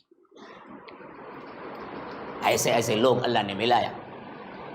کام بڑا. میں بیرونی سفر ایک نہیں کیا آؤٹ آف ہندوستان، لیکن اللہ نے کروڑوں کی 1-2 کروڑ نہیں ہے جس میں لگے ہیں، یہ کروڑوں کا کام تعمیل پر پہنچاتے ہیں. یہ رب کا فضل ہے، آپ لوگوں کی محبتیں ہیں. اب دراصل پھر اٹھنا ہے. جس مقصد تک پہنچنا تھا مجھے، اعلاء کلمت اللہ کے لیے ایک ممبر چاہیے جہاں پر کوئی کسی کا خوف نہ ہو. ہم کو کہنا ہے. پہلا جمعہ میں یہاں پر پڑھایا تھا تو 2 صف کھڑی ہوئی تھی، مجھے یاد ہے. اور عین جمعہ کے وقت کرنٹ چلا گیا، پتہ ہے، یاد ہے؟ عین جمعہ جو پہلا جمعہ ہمارا، مجھے یاد ہے. کہاں اے سی، کہاں فین، بغیر مائک کے خواتین اوپر آ چکی تھی. آواز سنانے کے لیے کوئی بھی کیا ہے ہمارے پاس چیز نہیں تھی. مشکل مراحل سے ہم نے کاٹا ہے زندگی. اللہ نے ساتھ دیا، لوگوں نے ساتھ دیا، اللہ نے محبتیں ڈالی. کام آپ کے سامنے حاضر ہے. اب دراصل علی الاعلان بالجماع ہم کو کام کرنا ہے، نام کے لیے نہیں، کام کرنا ہے. اصلاح اپنے آپ سے شروع ہو. اس حیثیت سے ہم ایک جماعت بنے. جب بھی میں یہ تقاریر کرتا ہوں نیچے کمنٹس دیتے ہیں لوگ، ہم تیار ہیں، ہم تیار ہیں، ہم تیار ہیں. لیکن مسئلہ یہ ہے کہ کہاں سے تیار ہیں. پورے دنیا سے تیار ہیں تو ہم کہاں بلائیں، کہاں جمائیں. ہمارے پاس ایک سینٹر نہیں تھا، ہمارے پاس ایک جائے قیام نہیں تھا. اللہ نے وہ بھی پوری کر دی. اسی کا انتظار تھا اس مسجد کی اوپننگ کا، انشاءاللہ اللہ نے پوری کر دی. اب یہاں پر باقاعدہ تعلیم کا سلسلہ شروع ہوگا انشاءاللہ. آپ دیکھیں گے، میں کہتا کم ہوں، ہماری عادت بھی وہ نہیں ہے، بس دیکھتے جائیے. مانگتا یہ ہوں کہ آپ کی دعائیں اور آپ کے جسمانی طور پر مدد یہ بہت ضروری ہے. ٹھوس بنو، علم والے بنو، محبت والے بنو، حسد نہ کرو، ایک دوسرے کی دشمنی نہ پالو. بعض لوگ، بہت سے لوگ تو وہ ہیں جن سے مسابقہ مجھے یہ پڑا کہ حسد کی وجہ سے میرے کام سے جلتے بھی ہیں. اس کی وجہ سے دین پر بھی ضرورت پڑتی ہے. حالانکہ ہمیں کوئی آگے بڑھتا ہے تو خوشی ہوتی ہے، ہمیں کسی سے کوئی لینا دینا نہیں ہے، لیکن جو لوگ آتے ہیں سنتے ہیں ان سے ہماری ریکویسٹ یہ ہے کہ بس آپ بھی بنو، آپ بھی ساتھ دو، تن بندھن لگاؤ. قربانی مانگتی ہے، قربانی دو بالجماع کام کے لیے. وہ بچے جو چھوٹے چھوٹے تھے جب میں یہاں پر شروع کیا تھا کام، آج ماشاء اللہ سے شادی شدہ بچے والے بن گئے ہیں. بہت سے لوگ سب بکھرے ہوئے ہیں. میں اس بیان کے ذریعے ان سب کو اعلان کرتا ہوں، آ جاؤ، اب جمیں گے، بنیں گے، کام کریں گے. کم از کم کچھ نہ ملا تو اچھی موت تو مل جائے گی ایمان والی، اتنی تو امید ہے. دینی کام میں رہتے ہوئے اللہ تبارک و تعالیٰ اپنا غضب نازل نہیں کرے گا، اچھی موت تو مل جائے گی. اگر وہ نہیں پھر تو بڑی خوشخبریاں ہیں، کیونکہ اسلام سربلند ہوگا، ہر ہر خیمے ہر ہر گھر پہنچے گا، تبھی قیامت آئے گی، تب تک قیامت نہیں آئے گی. یہ میرے نبی کا فرمان ہے، جسے میں یہاں پر بیٹھنے پر مجھے بے یقینی ہو سکتی ہے، لیکن نبی کے فرمان پر مجھے بے یقینی نہیں ہے. تو تیار ہیں؟ هذا وبالله التوفیق، صلی اللہ وسلم علی نبینا محمد. اسأل الله لي ولكم ولسائر المسلمين من كل ذنب فاستغفروه انه هو الغفور الرحيم. سبحانك اللهم وبحمدك اشهد ان لا اله الا انت استغفرك واتوب اليك. السلام علیکم ورحمۃ اللہ.